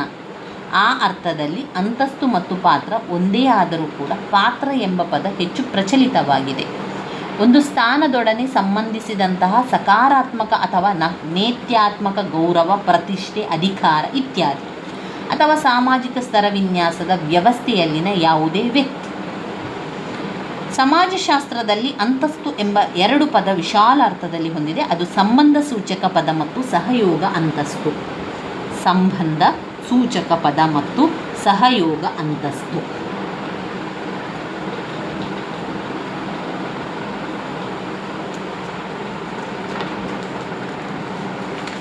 ಸಂಬಂಧ ಸೂಚಕ ಪದ ಅಂತ ಹೇಳಿದರೆ ಸಂಬಂಧ ಇರುವಂಥದ್ದು, ಒಂದು ಅಂತಸ್ತಿನಲ್ಲಿ ಸಂಬಂಧ. ಈಗ ಪತ್ನಿ, ಪತಿ, ಉಪನ್ಯಾಸಕ, ವಿದ್ಯಾರ್ಥಿ, ಕುಲಪತಿ, ಈ ರೀತಿಯಾಗಿ ಸಂಬಂಧ ಇರುವಂಥದ್ದು ಸಂಬಂಧ ಸೂಚಕ ಪದ.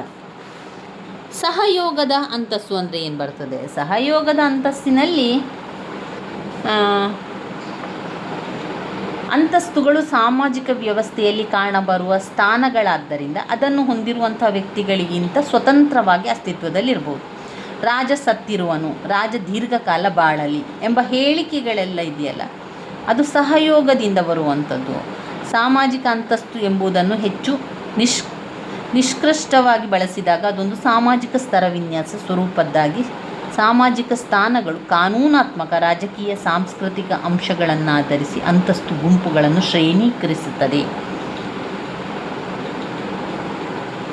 ಅಂತಸ್ತಿನ ಗುಣಲಕ್ಷಣಗಳೇನು? ಅಂತಸ್ತಿನ ಗುಣಲಕ್ಷಣಗಳು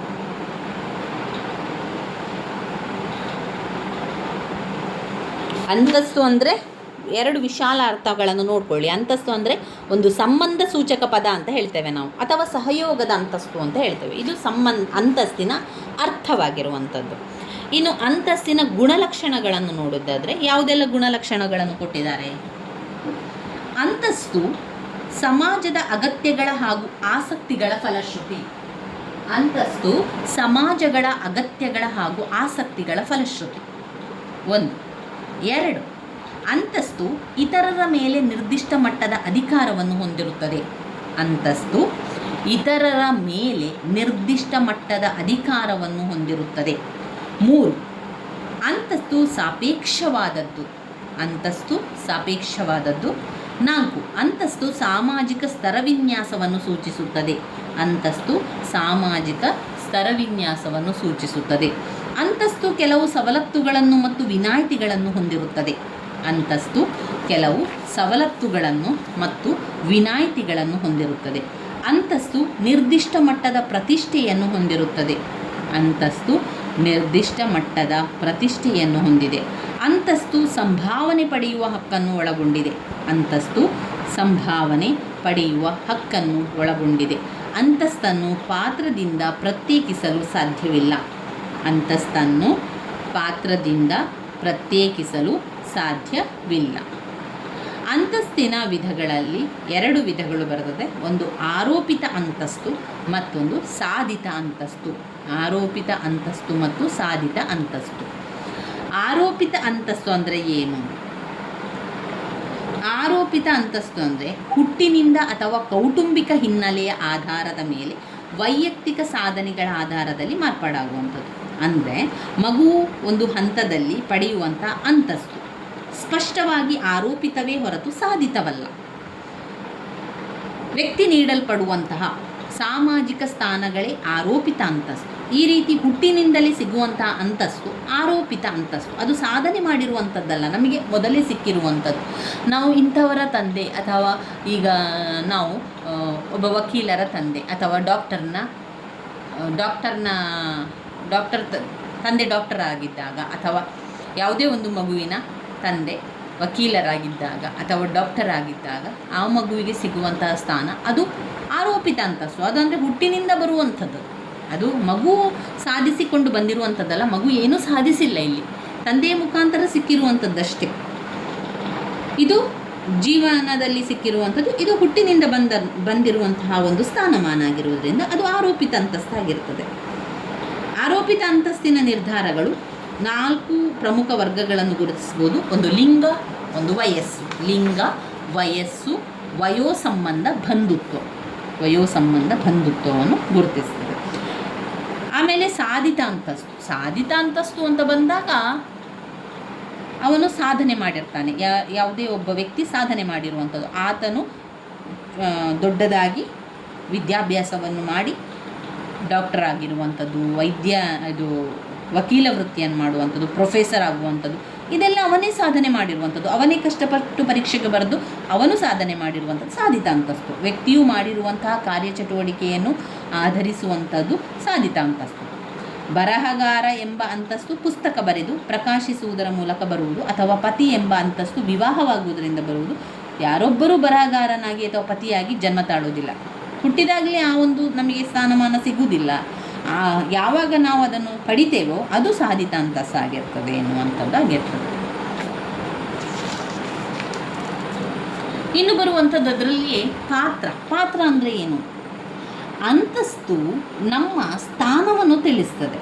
ಅಂತಸ್ತು ನಾವು ಏನಾಗಿರುವೆವು ಎಂಬುದನ್ನು ಸೂಚಿಸಿದರೆ, ಅಂತಸ್ತಿನ ಸ್ಥಾನದಲ್ಲಿ ನಾವು ಏನನ್ನು ಮಾಡುವೆವು ಎನ್ನುವಂಥದ್ದು ಅದು ನಮ್ಮ ಪಾತ್ರ. ಈಗ ನಮಗೆ ನಾವು ಒಂದು ಉಪನ್ಯಾಸಕರಾಗಿದ್ದೇವೆ ಅಥವಾ ನಾವು ವೈದ್ಯರಾಗಿದ್ದೇವೆ ಅಂತ ಎನ್ನುವಂಥದ್ದು ಅದು ನಮ್ಮ ಅಂತಸ್ತು.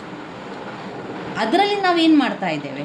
ಉಪನ್ಯಾಸಕರಲ್ಲಿ ನಾವು ಪಾಠವನ್ನು ಮಾಡ್ತಾ ಇರುವಂಥದ್ದು, ವಿದ್ಯಾರ್ಥಿಗಳಿಗೆ ವಿದ್ಯಾಭ್ಯಾಸವನ್ನು ಕೊಡುವಂಥದ್ದು, ಆಮೇಲೆ ರೋಗಿಗಳಿಗೆ ಮದ್ದು ಕೊಡುವಂಥದ್ದು. ಇದು ವೈದ್ಯರ ಪಾತ್ರ, ಉಪನ್ಯಾಸಕರ ಪಾತ್ರ. ಅಂತಸ್ತು ಎನ್ನುವಂಥದ್ದು ನಾವು ಏನಾಗಿದ್ದೇವೆ ಎನ್ನುವಂಥದ್ದು, ಪಾತ್ರ ಎನ್ನುವಂಥದ್ದು ನಾವು ಏನು ಮಾಡುತ್ತಿದ್ದೇವೆ ಎನ್ನುವಂಥದ್ದು ಇದೆಯಲ್ಲ, ಅದನ್ನು ಪಾತ್ರದೊಳಗೆ ಬರ್ತದೆ ಎನ್ನುವಂಥದ್ದನ್ನು ಇಲ್ಲಿ ವಿವರಿಸಿದ್ದಾರೆ.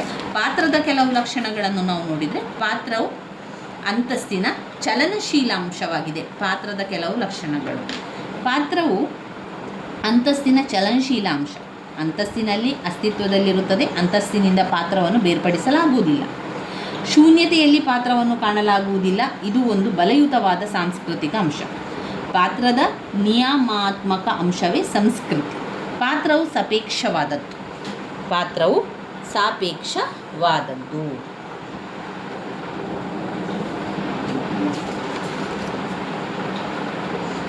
ಅದರಲ್ಲಿ ಬಹುಪಾತ್ರಗಳು, ಪಾತ್ರಕೂಟ, ಪಾತ್ರ ಸಂಘರ್ಷ ಎಲ್ಲ ಕಾಣ್ಬೋದು. ಅಂತಸ್ತು ಅಂತ ಹೇಳಿದರೆ ಒಂದು ಸಮಾಜದಲ್ಲಿ ನಿರ್ದಿಷ್ಟ ಪಾತ್ರ ಮತ್ತು ಕರ್ತವ್ಯಗಳಿಗೆ ಸಂಬಂಧಿಸಿದಂತಹ ಸ್ಥಾನವೇ ಅಂತಸ್ತು. ಇನ್ನು ಬರುವಂಥದ್ದು ಸಾಮಾಜಿಕ ಪ್ರಕ್ರಿಯೆಗಳು. ಸಾಮಾಜಿಕ ಪ್ರಕ್ರಿಯೆಗಳಲ್ಲಿ ಯಾವುದು ಓದ್ಕೊಳ್ಳಿಕ್ಕಿದೆ? ಯಾವುದಿಲ್ಲ. ಇನ್ನು ಬರುವಂಥದ್ದು ಸಂಯೋಜನೆ ನಮಗೆ ಬ್ಲಾಕ್ 2 ತನಕ ಸಂಪೂರ್ಣವಾಗಿ ನಾವು ಕಲಿತುಕೊಳ್ಳುವ. ಇದು ಸಂಯೋಜನೆಯ ವಿಧಾನಗಳು. ಸಂಯೋಜನೆಯ ವಿಧಾನಗಳೇನು?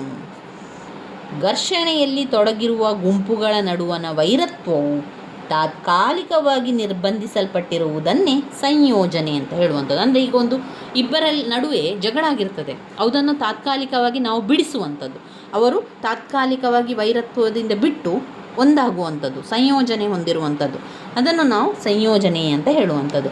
ಘರ್ಷಣೆಯಲ್ಲಿ ತೊಡಗಿರುವ ಗುಂಪುಗಳ ನಡುವಣ ವೈರತ್ವ ಇದೆಯಲ್ಲ, ಅದು ತಾತ್ಕಾಲಿಕವಾಗಿ ನಿರ್ಬಂಧಿಸಲ್ಪಟ್ಟಿದ್ದರೆ ಅದನ್ನು ಸಂಯೋಜನೆ ಎಂಬುದಾಗಿ ಪಾರ್ಕ್ ಮತ್ತು ಬರ್ಗಸ್ ಅವರು ಅಭಿಪ್ರಾಯಪಡ್ತಾರೆ. ಈ ಸಂಯೋಜನೆಯ ವಿಧಾನಗಳೇನೆಲ್ಲ ಇದೆ? 1. ಬಲಪ್ರಯೋಗಕ್ಕೆ ಮಣಿಯುವುದು. 2. ಪಾರಸ್ಪರಿಕ ಒಪ್ಪಂದ. 3. ಮಧ್ಯಸ್ಥಿಕೆ ಮತ್ತು ಸಂಧಾನ. 4. ಉದಾತ್ತತೆ. 5. ತಾರ್ಕಿಕೀಕರಣ. ಇವಿಷ್ಟು ನಮ್ಮ ಸಂಯೋಜನೆಯ ವಿಧಾನಗಳು. ಅಂದರೆ ಒಂದುಗೂಡಿಸುವಂಥ ವಿಧಾನ. ಒಂದು ಬಲಪ್ರಯೋಗಕ್ಕೆ ಮಣಿಯುವುದು, ಬಲಪ್ರಯೋಗ ಮಾಡಿ ಇಬ್ಬರನ್ನು ಕೂಡ ಜಗಳವಾಡುವಂತಹ ಎರಡೂ ಕಡೆಯವರನ್ನು ಕೂಡ ಒಂದುಗೂಡಿಸುವಂಥದ್ದು. ದೈಹಿಕ ಶಕ್ತಿ ಅಥವಾ ಇನ್ಯಾವುದೇ ಶಕ್ತಿಯ ಒತ್ತಡಕ್ಕೆ ವ್ಯಕ್ತಿಗಳು ಮತ್ತು ಗುಂಪುಗಳು ಮಣಿದು ಸಂಯೋಜನೆಗೆ ದಾರಿ ಮಾಡಿಕೊಡ್ತಾರೆ. ಉದಾಹರಣೆಗೆ, ಯುದ್ಧದಲ್ಲಿ ತೊಡಗಿರುವ ಎರಡು ಗುಂಪುಗಳಲ್ಲಿ ಒಂದು ಗುಂಪು ಬಲಿಷ್ಠವಾಗಿದ್ದು ಮತ್ತೊಂದು ಗುಂಪು ಬಲಹೀನವಾಗಿದ್ದರೆ ಬಲಿಷ್ಠವಾಗಿದ್ದ ಗುಂಪಿನ ಒತ್ತಡಕ್ಕೆ ಬಲಹೀನ ಗುಂಪುಗಳು ಶರಣಾಗ್ತಾರೆ. ಅದೇ ರೀತಿಯಲ್ಲಿ ಅಪರಾಧಿಯು ಪೊಲೀಸರಿಗೆ ವಿಧೇಯನಾಗಿರಬೇಕು, ಏಕೆಂದರೆ ಅಪರಾಧಿಯು ಅಧಿಕಾರಿಯಿಂದ ನೋವನ್ನು ಅನುಭವಿಸಲು ಅಸಮರ್ಥನಾಗಿರುತ್ತಾನೆ. ಎರಡು ಪಾರಸ್ಪರಿಕ ಒಪ್ಪಂದ, ಎರಡು ಗುಂಪುಗಳು ಒಬ್ಬರಿಗೊಬ್ಬರು ಒಪ್ಪಂದವನ್ನು ಮಾಡಿಕೊಂಡು ಸಂಯೋಜನೆಯನ್ನು ಮಾಡುವಂಥದ್ದು. ಈಗ ಎರಡೂ ಗುಂಪುಗಳು ಸಮಾನವಾಗಿ ಬಲಿಷ್ಠವಾಗಿದ್ದರೆ ಯಾವುದೇ ಒಂದು ಗುಂಪು ಇನ್ನೊಂದು ಗುಂಪಿನ ಮೇಲ್ಗೈ ಸಾಧಿಸಲು ಅಸಮರ್ಥವಾಗಿದ್ದಾಗ ಅವು ರಾಜಿಯ ಮುಖಾಂತರ ಒಂದು ಬಗೆಯ ಒಪ್ಪಂದಕ್ಕೆ ಬರುತ್ತವೆ. ಇನ್ನೊಂದು ರೀತಿಯಲ್ಲಿ ಹೇಳುವುದಾದರೆ, ಸಮಾನ ಶಕ್ತಿಯನ್ನು ಹೊಂದಿರುವ ವ್ಯಕ್ತಿಗಳು ತಮ್ಮ ಗುಂಪು ತಮ್ಮ ಕೆಲವು ಹಿತಾಸಕ್ತಿಗಳನ್ನು ಬಿಟ್ಟುಕೊಡುವುದರ ಮೂಲಕ ಘರ್ಷಣೆಯನ್ನು ತಡೆಗಟ್ಟಿ ಶಾಂತಿ ನೆಲೆಸುವಂತೆ ಮಾಡ್ತಾರೆ. ಈ ವಿಧವಾದ ರಾಜ್ಯ ಒಪ್ಪಂದದ ಹಲವಾರು ನಿದರ್ಶನಗಳನ್ನು ಇತಿಹಾಸದಲ್ಲಿ ಕಾಣಬಹುದು. ಇನ್ನು ಮಧ್ಯಸ್ಥಿಕೆ ಮತ್ತು ಸಂಧಾನ. ಮಧ್ಯಸ್ಥಿಕೆ ಮತ್ತು ಸಂಧಾನದಿಂದ ಸಂಯೋಜನೆಯನ್ನು ಸಾಧಿಸ್ಬೋದು. ಮಧ್ಯಸ್ಥಿಕೆ ಮಾಡುವಂಥದ್ದು, ಯಾರಾದರೂ ಬಂದು ಅವರನ್ನಿಬ್ಬರನ್ನು ಕೂಡ ಮಧ್ಯಸ್ಥಿಕೆಯಿಂದ ಅವರನ್ನು ಒಂದುಗೂಡಿಸುವಂಥದ್ದು, ಸಂಯೋಜನೆಯನ್ನು ಮಾಡುವಂಥದ್ದು. ಉದಾತ್ತತೆ. ಈ ವಿಧಾನದಲ್ಲಿ ಪರಸ್ಪರ ಘರ್ಷಣೆಯಲ್ಲಿ ತೊಡಗಿರುವ ಎರಡೂ ಗುಂಪುಗಳು ತಮ್ಮಲ್ಲಿರುವ ಪ್ರವೃತ್ತಿಗಳು, ಧೋರಣೆಗಳು, ಆಕ್ರಮಣ ಪ್ರವೃತ್ತಿ ಮತ್ತು ಘರ್ಷಣೆಗಳನ್ನು ಬಿಟ್ಟುಕೊಡುವುದರ ಮೂಲಕ ಯಾರಿಗೂ ತೊಂದರೆಯಾಗದಂತೆ ನೋಡಿಕೊಳ್ಳುತ್ತಾರೆ. ಇನ್ನು ತಾರ್ಕಿಕೀಕರಣ. ಇದು ಒಂದು ಬಗೆಯ ಸಂಯೋಜನೆ. ಒಬ್ಬ ವ್ಯಕ್ತಿಯು ತನ್ನಲ್ಲಿರುವ ವಾಸ್ತವ ದೋಷವನ್ನು ಒಪ್ಪಿಕೊಳ್ಳದೆ ತನ್ನ ವರ್ತನೆಗೆ ತೋರಿಕೆಯ ನೆಪಗಳನ್ನು ಅಥವಾ ವಿವರಣೆಗಳನ್ನು ನೀಡುವುದೇ ತಾರ್ಕಿಕೀಕರಣವಾಗಿರುವಂಥದ್ದು. ಇವಿಷ್ಟು ಸಂಯೋಜನೆಯಲ್ಲಾಯಿತು. ಇನ್ನು ಬರುವಂಥದ್ದಲ್ಲಿ ಸಮೀಕರಣ ಅಷ್ಟು ಇಂಪಾರ್ಟೆಂಟ್ ಇಲ್ಲ. ಇನ್ನು ಬರುವಂಥದ್ದು ಬ್ಲಾಕ್ 3. ನಾವು ಬ್ಲಾಕ್ 3 ಮತ್ತು ಬ್ಲಾಕ್ 4 ಇನ್ನೊಂದು ವಿಡಿಯೋದಲ್ಲಿ ಅದರ ಬಗ್ಗೆ ಸಂಪೂರ್ಣವಾಗಿ ತಿಳ್ಕೊಳ್ಳುವ. ಇವಾಗ ನಾವು ಸಂಪೂರ್ಣವಾಗಿ ಬ್ಲಾಕ್ 1 ಮತ್ತು ಬ್ಲಾಕ್ 2ರಲ್ಲಿ ಬರುವಂತಹ ಮುಖ್ಯವಾದ ಪ್ರಶ್ನೆಗಳ ವಿವರಣೆಗಳನ್ನು ತಿಳ್ಕೊಂಡಿದ್ದೇವೆ ಸ್ನೇಹಿತರೆ. ಇವಿಷ್ಟನ್ನು ಓದ್ಕೊಂಡ್ರೆ ಬ್ಲಾಕ್ 1, 2 ಸಂಪೂರ್ಣವಾಗಿ ಮುಗಿಸಿದಂತಾಗ್ತದೆ. ಮುಂದಿನ ವಿಡಿಯೋದಲ್ಲಿ 3 ಮತ್ತು 4 ಬ್ಲಾಕ್ 3 ಮತ್ತು 4ರ ಅಭ್ಯಾಸವನ್ನು ಕೂಡ ಮಾಡಿಕೊಳ್ಳುವ. ನನ್ನ ವೀಡಿಯೋಸ್ ಎಲ್ಲ ನಿಮಗೆ ಇಷ್ಟವಾಗಿದ್ದರೆ ಲೈಕ್ ಕೊಡಿ, ಶೇರ್ ಮಾಡಿ, ಸಬ್ಸ್ಕ್ರೈಬ್ ಮಾಡಲಿಕ್ಕೆ ಮರಿಬೇಡಿ. ಹಾಗೆಯೇ ಸಮಾಜಶಾಸ್ತ್ರದ ಪರೀಕ್ಷೆಗಳು ನಿಮಗೆ ಯಾವ ದಿವಸದಂದು ಇದೆ ಎನ್ನುವಂಥದ್ದನ್ನು ನನಗೆ ಕಮೆಂಟ್ ಮೂಲಕ ತಿಳಿಸಿ ಸ್ನೇಹಿತರೆ. ಧನ್ಯವಾದಗಳು.